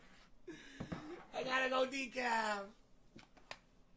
Decafafe. Distributed, and certainly capitalism has done the job there. If you look at the global GDP or the GDP of any individual nation since 1800, it has risen exponentially with the increase of free trade and private property rights and free markets. And before then, the level of subsistence was extraordinarily high. The living at subsistence level, life expectancy was extraordinarily low in Europe. It was still below the age of 40 was the average life expectancy in the year 1800. Now everybody who's growing up in the West can expect to live 80 years in a level of wealth, even at the poverty line, that would be unimaginable to people who are middle class or even upper class in, say, 1900, right? We have devices available at our fingertips, even if you're very poor in Western societies. That would boggle the mind if somebody living in 1900, like the richest guy in 1900 maybe had a couple of telephones. The guy now has more computing power in the palm of his hand being on welfare than NASA had putting a man on the moon, right? That's the power of economics and the power of capitalism. But if you're looking for meaning in economics, I think that you're right to say that you can't find deeper meaning in economics. I will say that I think that if you read Adam Smith, and I don't mean just The Wealth of Nations, which a lot of people have referred to, I mean the theory of moral sentiments. He fully acknowledges that there has to be a moral underpinning to a recognition of individual human striving and individual human ability. So take it from this perspective. I know that this is, by the way, there's a very rich debate, obviously, as you know, inside the religious community. If you read the writings of Francis right now versus the writings of Benedict, they're very different on economics, obviously, or certainly versus John Paul II. So, my view of this is that when in Genesis God says that human beings are created in his image, and that when God suggests that we have the individual power to choose, as he suggests to Cain at the very beginning of Genesis, this is foisting responsibility on individuals. And you have power over your own life. You have power over your own labor. Now, if there's somebody who's oppressing you, that's a different story, right? If there's somebody who's literally oppressing you, then... Sounds like Ben Shapiro's on some caffeine himself right now. Well, then, Josh G, I will look into the caffeine then for you, because I have no problem switching to decaf. I don't need... Trendy Nay don't need caffeine. Everybody knows that. I'm full throttle whenever I need to go, bro. I am on tap at any moment. I don't need the caffeine. So I could switch. It's just been, my purchases have been that. I've been buying that just because my ex wanted caffeinated coffee. So that's what I started buying,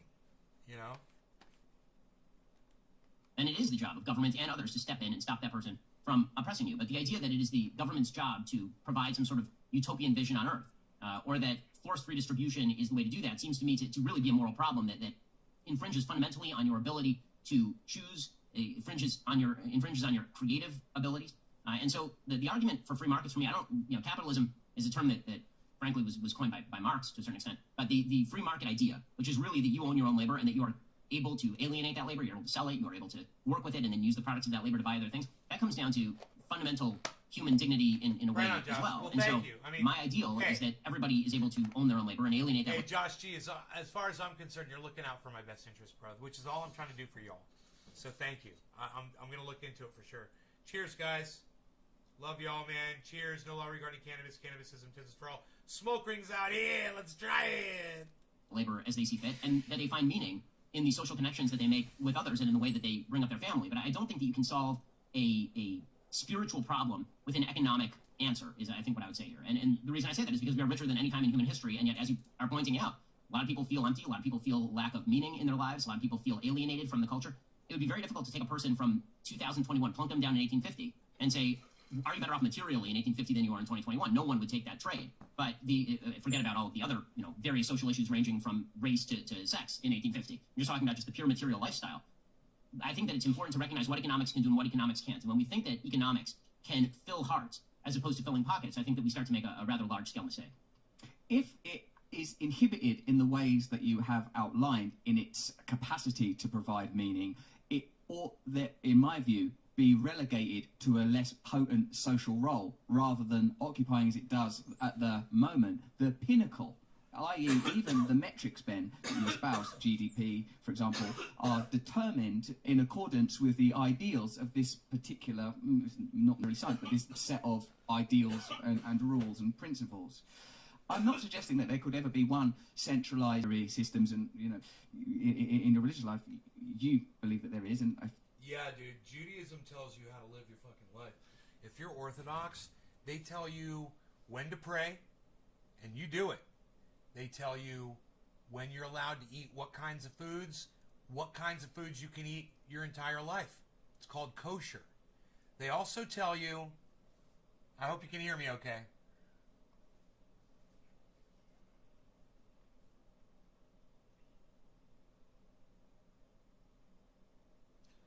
When you're allowed to use electricity.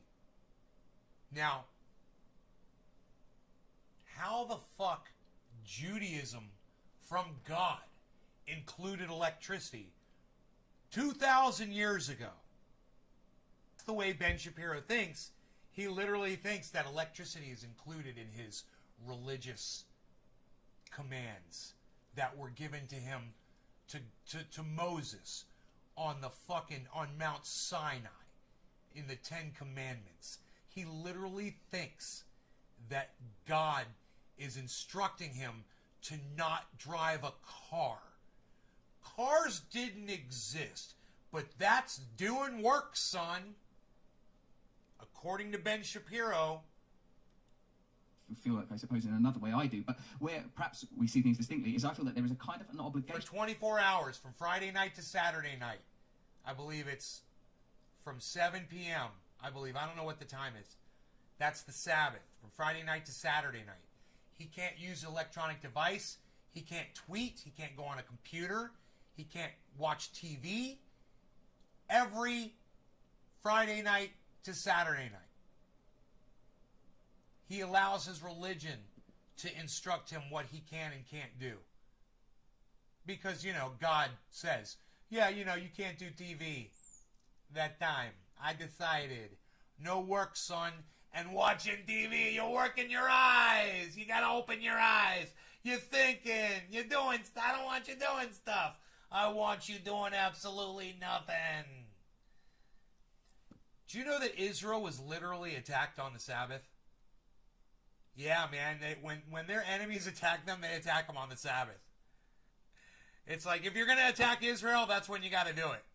To promote these values to the forefront of our lives, to the point where these sort of I hope you guys can hear me okay. terms like compassion and kindness are prized above economic growth and GDP, and like the fact that these sort of regulatory measures are the sort of the dominant means for evaluating our culture, I think that give us a set of biases that I think might be very, very difficult to overthrow. And I feel that by having like the false markers of scientific, technological and economic growth as the determinants for progress, we fall into a trap that neglects great vast territories of unimagined endeavour that could alter the human experience. I feel that what I have, Ben, is a kind of deep optimism that we can create different worlds, and part of that might be finding ways to curtail the potency of some of the Goliaths of the tech, economic, and even older energy-based sort of behemoths of economics.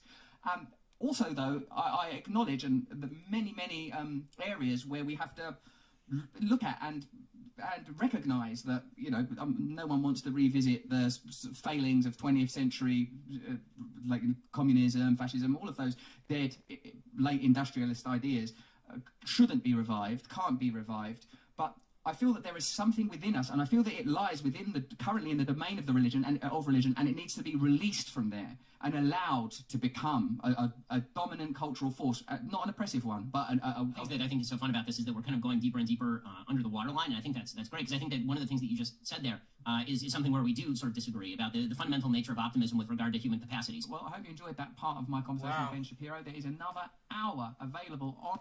No, thank you. That was plenty, man. That was great. I think Russell Brand does a fantastic job of exposing Ben Shapiro for the moron that he is in that interview. And Russell Brand comes out smelling like a rose while he does it.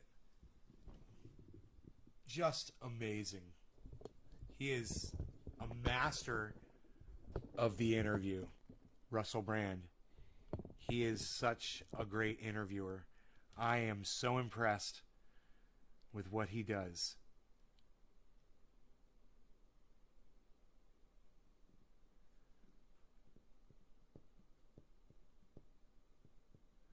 Now you guys should be able to hear me really good. I turn the microphones around.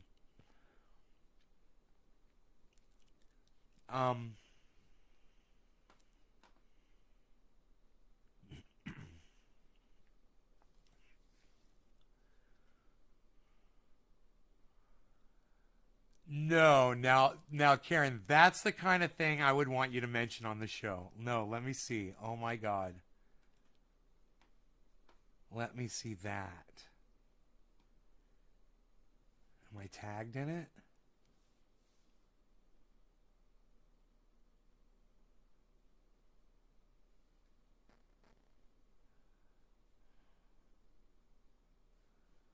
Notifications.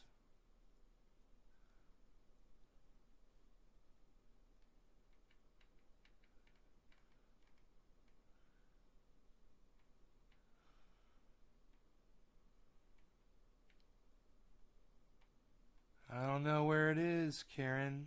Did you tweet it at me?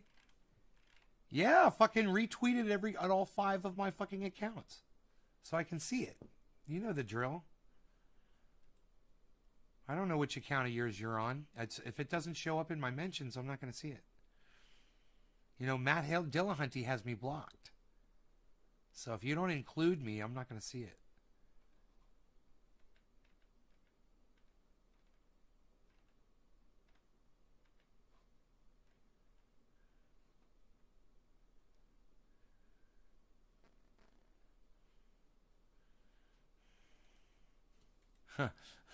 Watch this, what I'm going to say to Rome. I look at you weird because you a sexy bitch, son. I spelled weird wrong.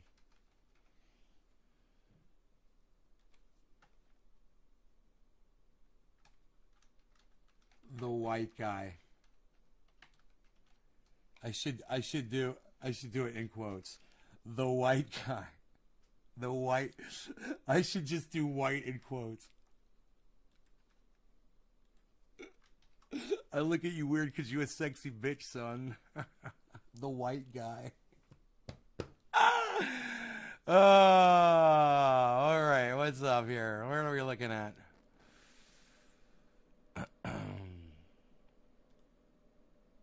What are we looking at here, Karen? Let me see.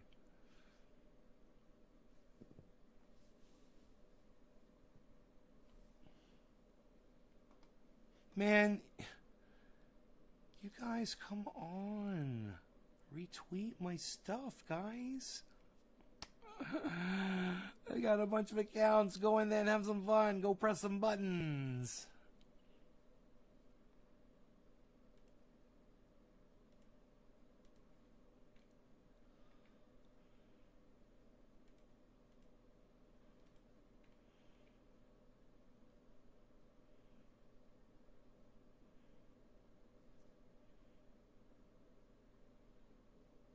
No end in sight, just a matter of time before the site is going to your servers. I'm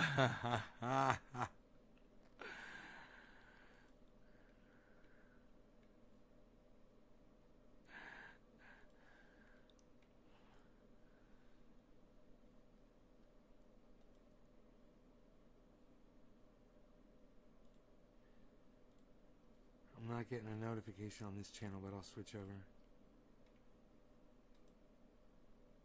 I can only tweet to 2 accounts. You still got me blocked on 2.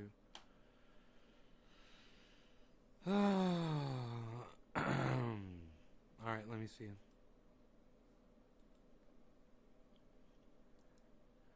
You can... Karen, you can tweet to all those accounts. Just write it in. I'll see them. Even if I've got you blocked. You can still type the at and the name.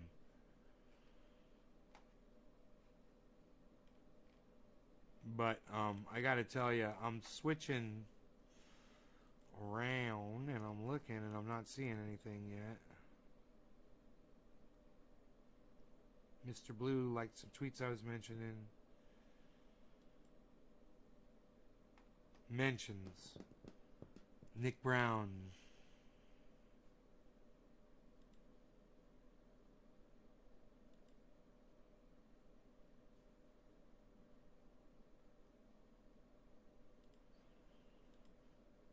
I'm retweeting tweets that have all of my handles in it, all of my channels.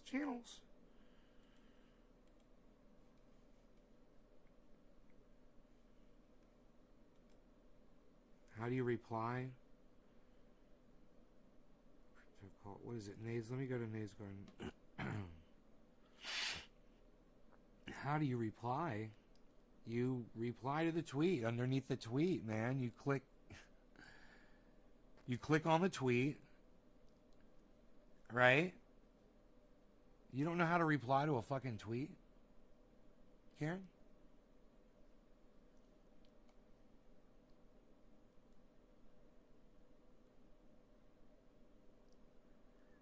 I'm a horrible tweeter. Well, I'm having issues here trying to find anything that Karen is talking about.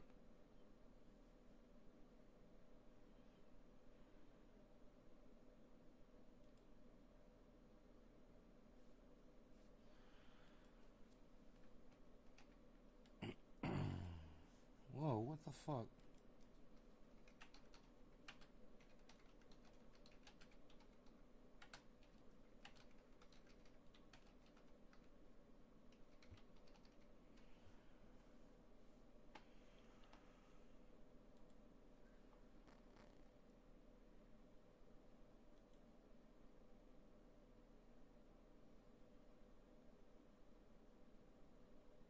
You reply, Karen.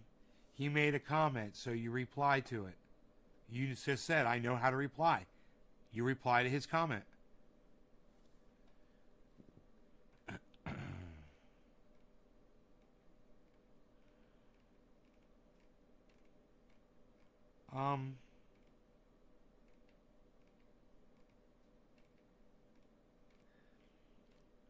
Hey, Karen. I don't see this fucking tweet you're talking about. You said you tweeted it at me. Which fucking accounts did you tweet it at? I just checked all my fucking accounts.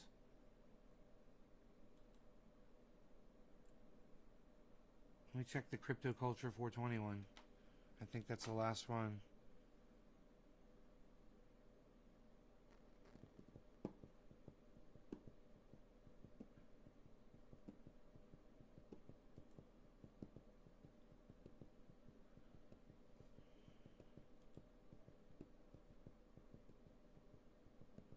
Nick Brown Griffin. Nothing from you, Karen. Karen, I don't see anything from you on any of my channels. None of them.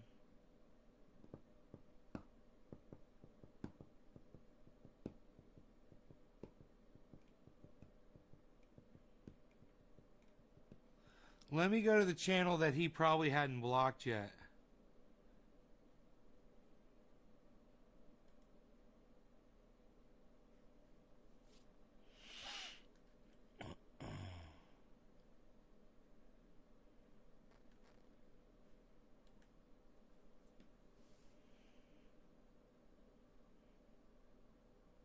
Yale.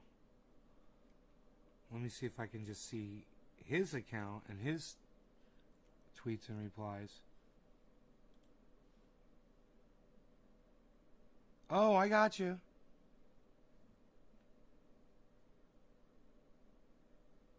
I'm not interested in anything from him. Dude, why are you so fucking rude? Thank you, Karen. I found it.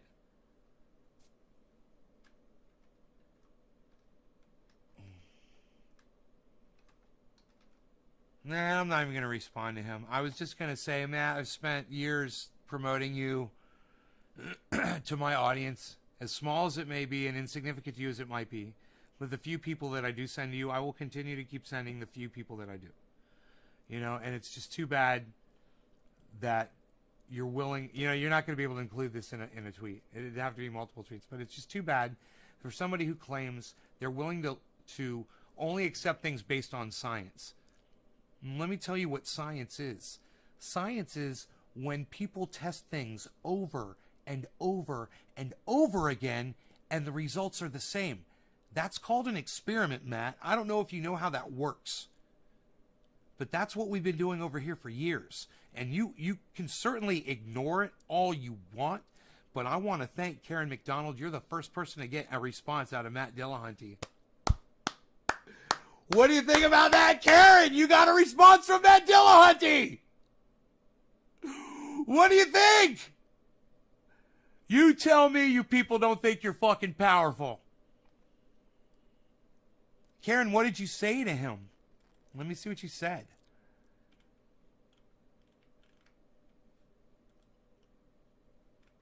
I'm watching him. He doesn't even know I can see him from another account. I have to tell you, sir, Nay's Triage Oil is the best pain reliever cream out there. So many wonderful uses for this. Just found another use. It's a great flea or any bugs for that matter. We found out about it kills fleas. I was getting eaten. It'll literally kill fleas on your dog. Alive by fleas, but fleas no more. Oh, that's nice, Karen. And once again, I want everybody to see this exchange between Karen and Matt Dillahunty. I'm so proud of her. Karen, look how far you've come. Do you see this? Look at Karen, look at how far you've come. Do you realize Matt Dillahunty, guys, has 88,000 followers on Twitter. He is only following 509 people.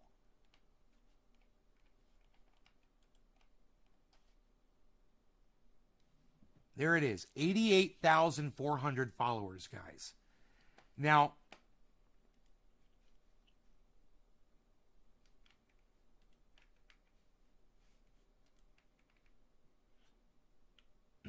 that's not to mention the fact that he's got millions and millions and millions of views on YouTube. And little tiny Karen from our little tiny corner of the internet that he doesn't want to hear from anymore, she got Matt Dillahunty to respond. And all I can say is, I'll read it out loud again. Let me grab some water, and then I'm going to read Karen's tweet out that inspired Matt Dillahunty to respond. It's just freaking amazing. Karen, it's just like...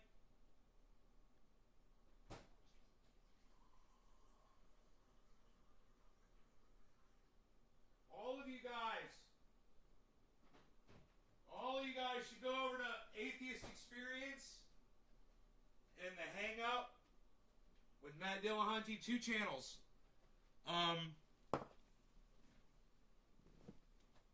You should support them like I do. You should subscribe to their channels.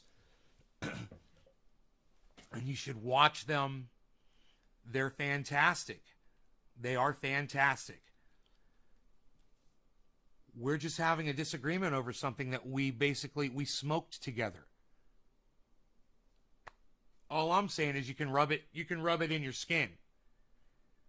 That's all I'm saying is you can rub it right into your skin.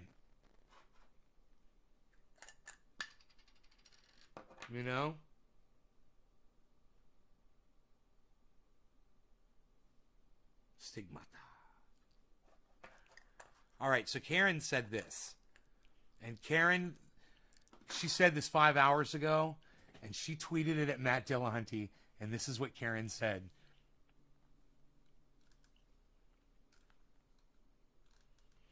She said, I have to tell you, sir, Nay's Triage Oil is the best pain reliever cream out there.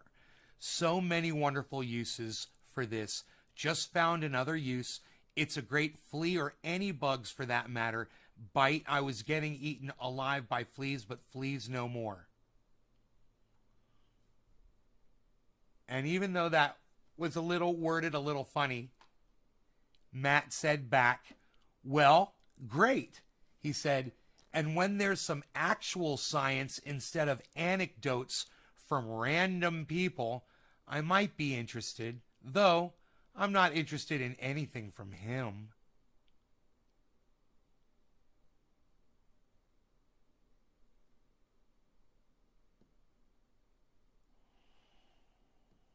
What did I say that would make him say something so horrible about me? Because all I've sent him are just testimonials from you and given him love and invited him on the show because I'm such a huge fan of his. Joe Reagan says, be careful when you meet your heroes, because you're going to get crushed, And it's true. It happens,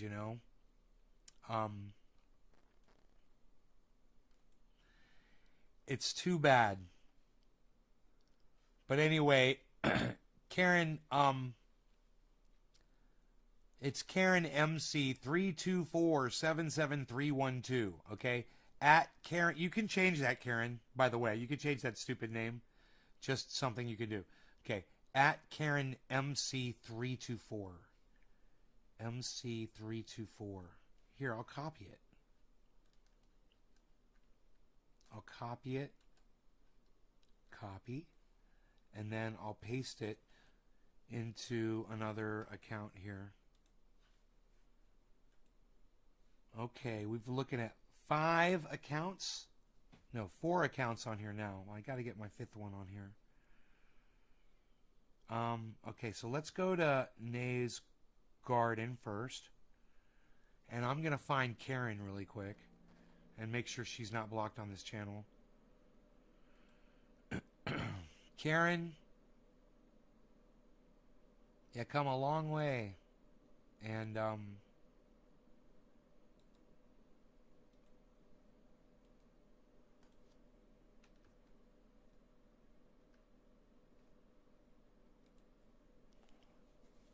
blocked. Unblock. Unblock.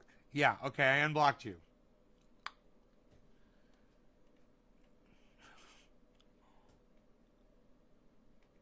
I swear I'm still fucking vacuuming right now, Karen. That is so funny. Said Mrs. Ashley.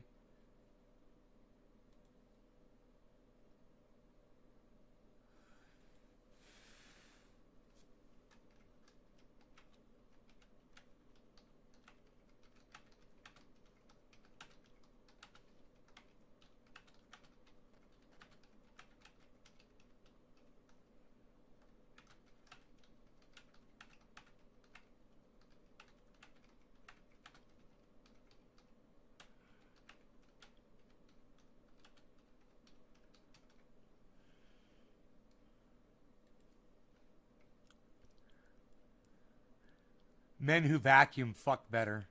I said, I'm halfway done the living room, but had to pause for a podcast. I have to do it when the dog is outside or he gets scared. I got that from Karen Speed.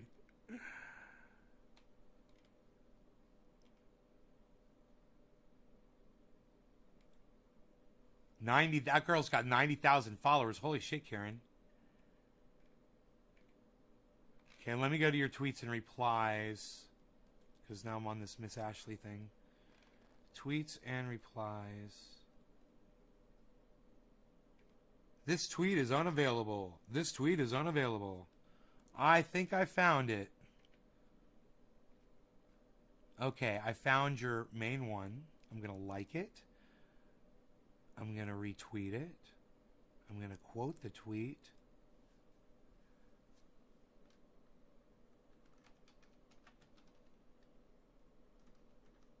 And then I'm going to send it to all of my channels.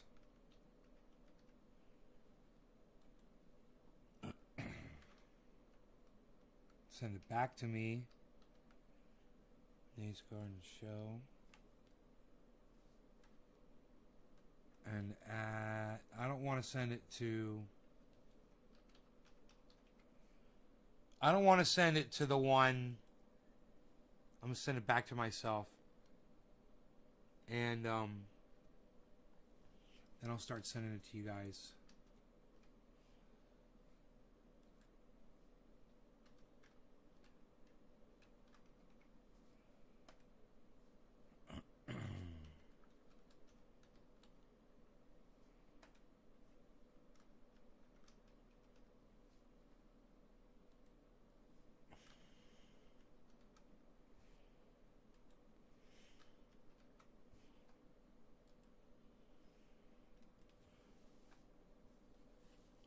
That is fucking awesome. So Karen, I just retweeted your tweet at a whole bunch of people at one time.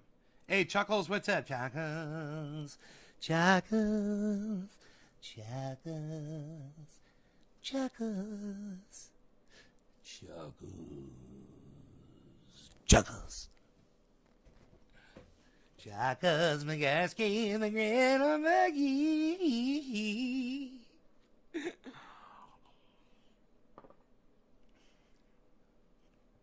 Okay, so that'll make it easier for me to find.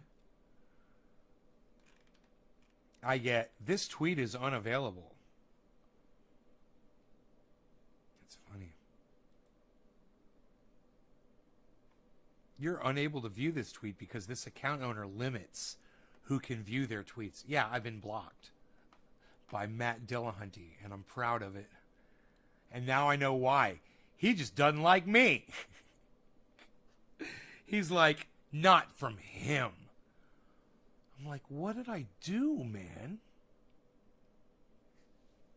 What did can I just, so I don't do it to my next guest? You feel like I'm pushing it on you? Is that it? Am I pushing? That's got to be it. He feels like I'm pushing cannabis oil on him. I want to give it to him for free. You know? And he feels like I'm pushing it on him. 24 dead in Miami, 124 still missing. So that means 148 dead in Miami.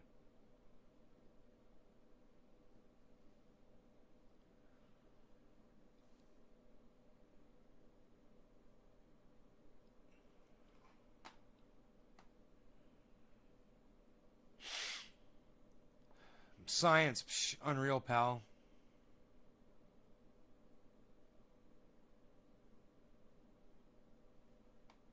Bad Blue Draws. Nay, I learned mostly from your lives back in the day on how to grow quality cannabis from East Baby Entertainment. Bad Blue Draws. You doing them retweets. What? Psst. Retweeting it, man. We're getting down with the retweets. Ronnie Placone. He tweets a lot. He's got 47,700 followers. 10 minutes ago, He just tweeted, "Do you want your own theme song?" He advertises this a lot.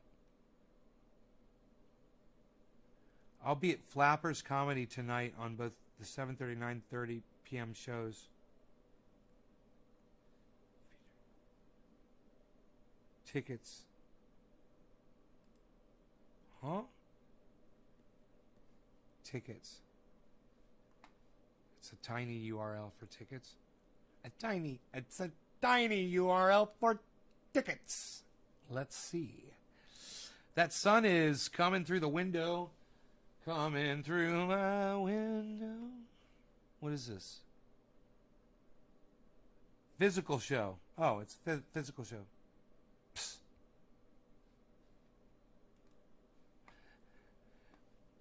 Physical show. Physical tickets are for the physicals.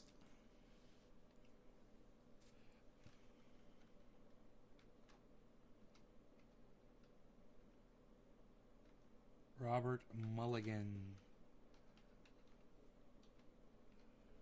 Robert Mulligan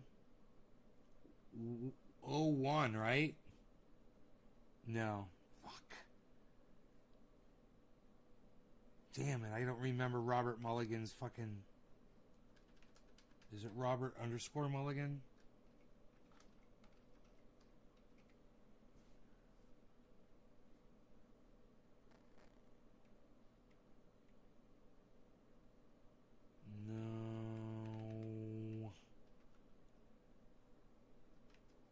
No. Robert Mulligan 1? No. Fuck. Damn it. I don't know Robert Mulligan's fucking... Fuck. Twitter handle.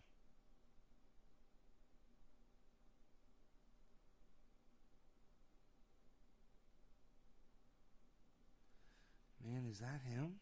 It looks like him. That's funny. I'm sad.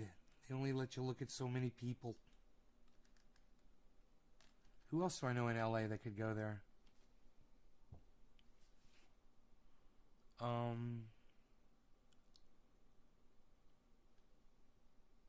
Who's on Twitter that I...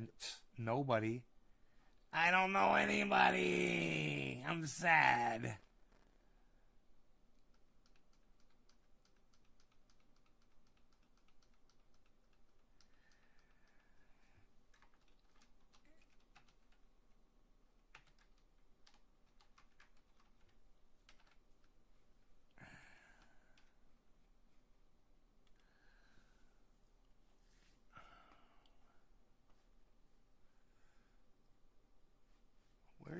Where's that at? Is it Burbank? Yeah, LA. Dude, that's where Robert is, man. It's where my fucking family is. Everybody's out there.